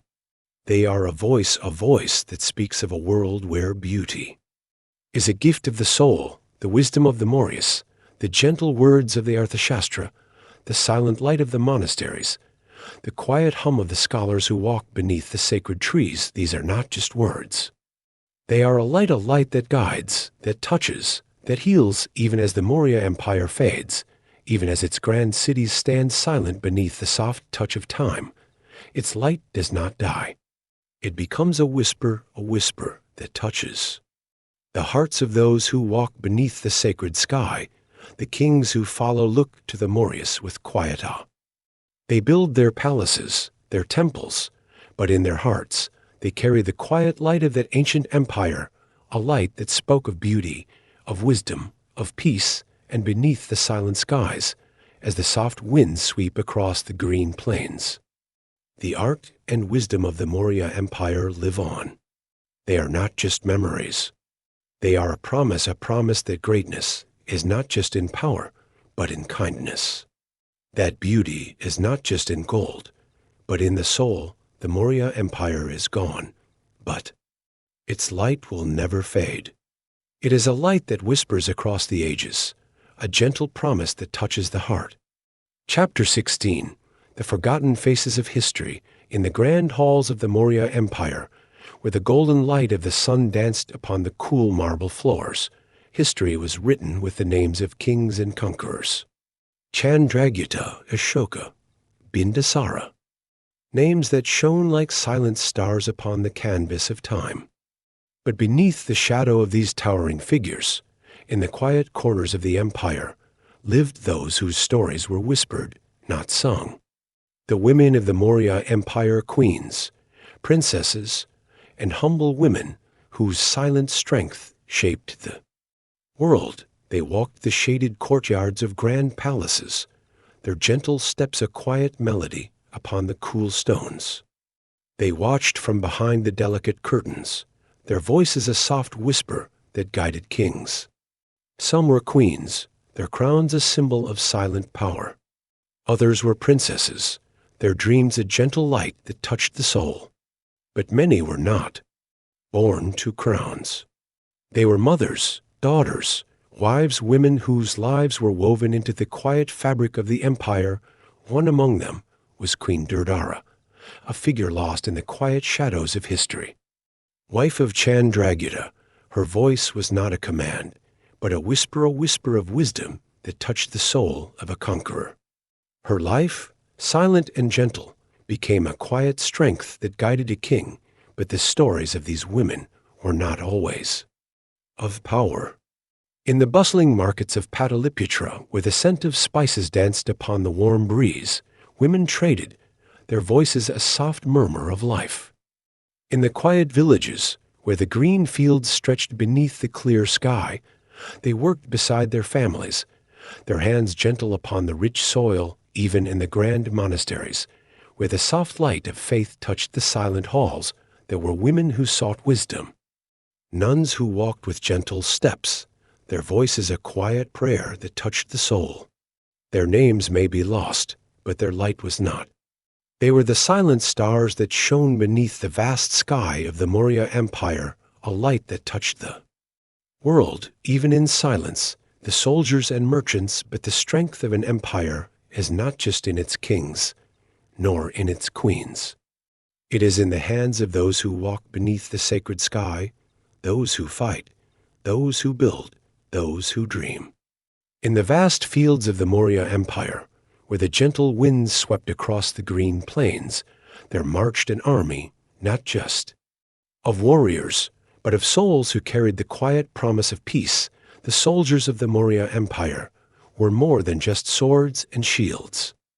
They were farmers who became warriors, their hands that once tilled the soil now grasping the iron of the spear. They were sons, brothers, fathers, men whose voices rose in quiet songs beneath the shade of the campfires, their laughter a gentle breeze that touched the silent night. They fought not just for conquest, but for peace.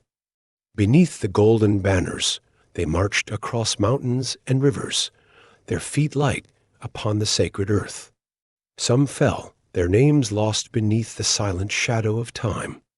But in their quiet courage, in their silent sacrifice, they became a part of the soul of the empire. But there were others who fought a different battle, a battle not of iron, but of trade.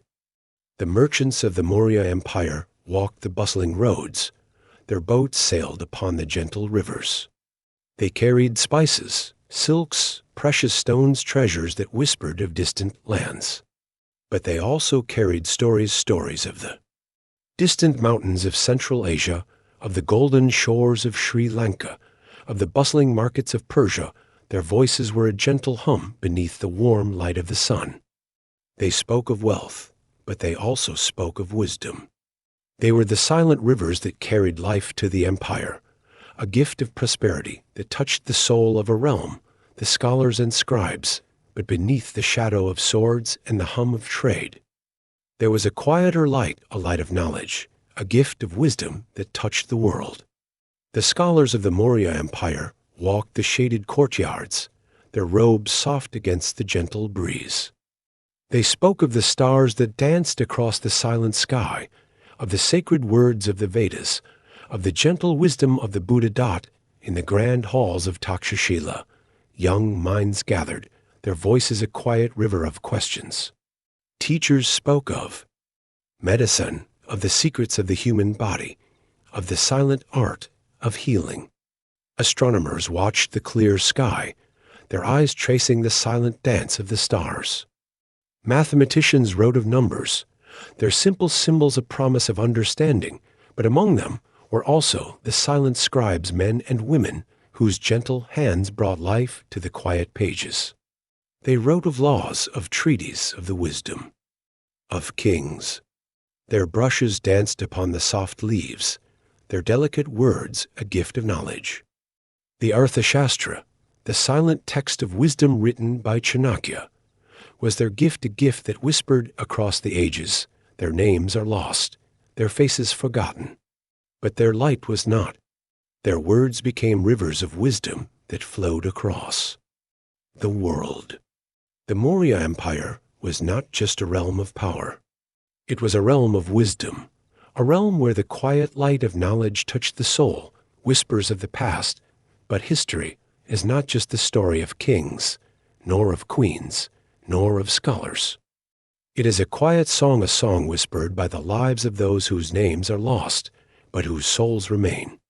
Beneath the grand palaces of Pataliputra, beneath the shade of the bustling markets, beneath the quiet fields where the green crops danced, beneath the gentle breeze, there lived those who did not conquer, who did not rule, but who lived with quiet dreams, with silent hopes.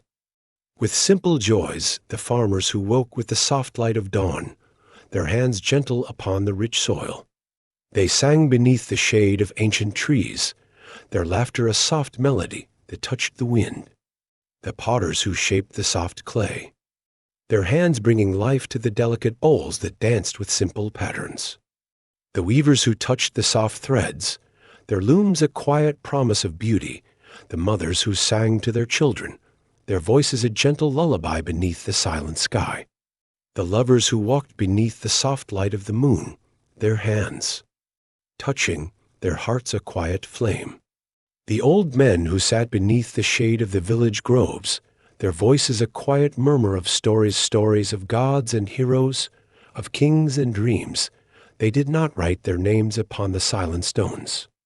They did not march beneath the golden banners, but they were the soul of the Maurya Empire. They were the quiet light that touched the world, a light that whispered not of conquest, but of life, and beneath the silent skies, as the gentle winds swept across the green plains, their stories lived on. They were not forgotten. They were a part of the soul of a realm where the light of greatness was not just in kings, but in the silent stars that shone beneath the sacred sky. The Maurya Empire was more than just a realm of kings. It was a world of lives that whispered, that sang, that dreamed. A world where the light of greatness touched not just the mighty, but the humble, and as the soft light of dawn touched the silent fields, as the rivers flowed gently beneath the clear sky, the whispers of those forgotten faces rose like a quiet song, a song that will never fade. Chapter 17. The Echoes of the Maurya Empire in the quiet stillness of dawn. As the soft light of the morning sun touches the green fields of India, a gentle truth whispers beneath the sacred sky. This is a land of many voices, a place where rivers dance like silver threads, where mountains rise like silent guardians, where forests whisper with a gentle touch of the wind. It is a land of many faiths, of many faces, of many dreams. But it is also a land that was once a realm where the quiet light of unity touched every soul long ago. Beneath the banner of the Maurya Empire, this vast land was a single world. From the fertile plains of the Ganges to the distant mountains of Gandhara, from the golden shores of Kalinga to the lush forests of Bengal, all walked beneath the shade of a single throne. Chandragupta, the boy who rose from the forests to the throne of kings, dreamed of a united India. His armies marched across the wide plains, not just as conquerors, but as bearers of a promise of peace, of order, of a land where strength walked with wisdom. But the unity of the Maurya Empire was more than just a shadow of power. It was a light of justice, of peace, of learning. The grand city of Pataliputra stood like a heart that beat with the quiet strength of a civilization. The great road stretched like veins across the green plains, carrying not just wealth, but knowledge, faith, and dreams, yet time, like a gentle breeze that sweeps across the green fields, brought change. The mighty empire that once touched the world became a quiet memory. The provinces broke away, the lords rose like silent shadows beneath the clear sky. The banners of the Mauryas fell, their golden light fading beneath the shadow of time, but even as the empire itself faded, its spirit did not die. The dream of unity, the light of peace, the gift of wisdom, these were not just shadows. They were whispers that touched the soul of a land that would never forget, India, with its many voices, its many faces, its many faiths, remained a land of quiet strength. A place where the light of unity whispered beneath the gentle winds, where the silent rivers carried the memory of a dream that touched the world, the footprints of Ashoka, but of all the voices that whispered through the silent halls of history. One voice rose like a gentle song, the voice of Ashoka, the emperor who chose peace over conquest. His light did not die with the fall of his dynasty. It became a gift that touched the world, a promise that whispered across the ages. The great pillars of Ashoka still stand, silent guardians beneath the open sky. Their smooth stone surfaces are carved with his words that speak of kindness, of compassion, of respect for all beings. They do not speak of conquest. They speak of peace. They are not just monuments. They are voices that speak of a king who turned from darkness to light, even in the quiet villages where the green fields dance beneath the warm light of the sun. His name is remembered. The stories of Ashoka are told beneath the shade of ancient trees, whispered by the soft voices of old men who remember the light of his teachings. But his light did not touch just the land of India. It spread beyond the mountains, across the seas, to distant lands where the sacred light of Buddhism found a home. In Sri Lanka, where the sacred tree blooms beneath the clear sky, his gift is remembered. In the silent monasteries of Central Asia, where the monks chant beneath the cool light of dawn, his name is a quiet prayer. Even in the distant lands of China, where the sacred texts are read beneath the shade of ancient temples, his name is a light. Ashoka is not just a name carved upon silent stone. He is a light that touches the soul of a world that remembers, a promise of peace that will never fade, the storytellers and the historians, but history is not just written in stone. It is whispered by the voices of those who remember. Across the centuries, as the soft light of dawn touches the green fields of India, the story of the Maurya Empire is told. It is a tale of kings and queens, of warriors and sages, of a realm that shone like a quiet beacon beneath the sacred sky dot in the quiet halls of monasteries, where the monks sit beneath the soft light of the sacred lamps. The story of Ashoka is whispered, a story of a conqueror who became a guide, of a king who chose peace. His name becomes a gentle song, a parable of wisdom, a light that touches the soul, but it is not just a story of kings. It is a story of those who lived beneath the shadow of the Maurya throne, the farmers who tilled the rich soil, the merchants who traded beneath the bustling markets, the scholars who wrote of stars and wisdom. Their names may be lost, but their light is not.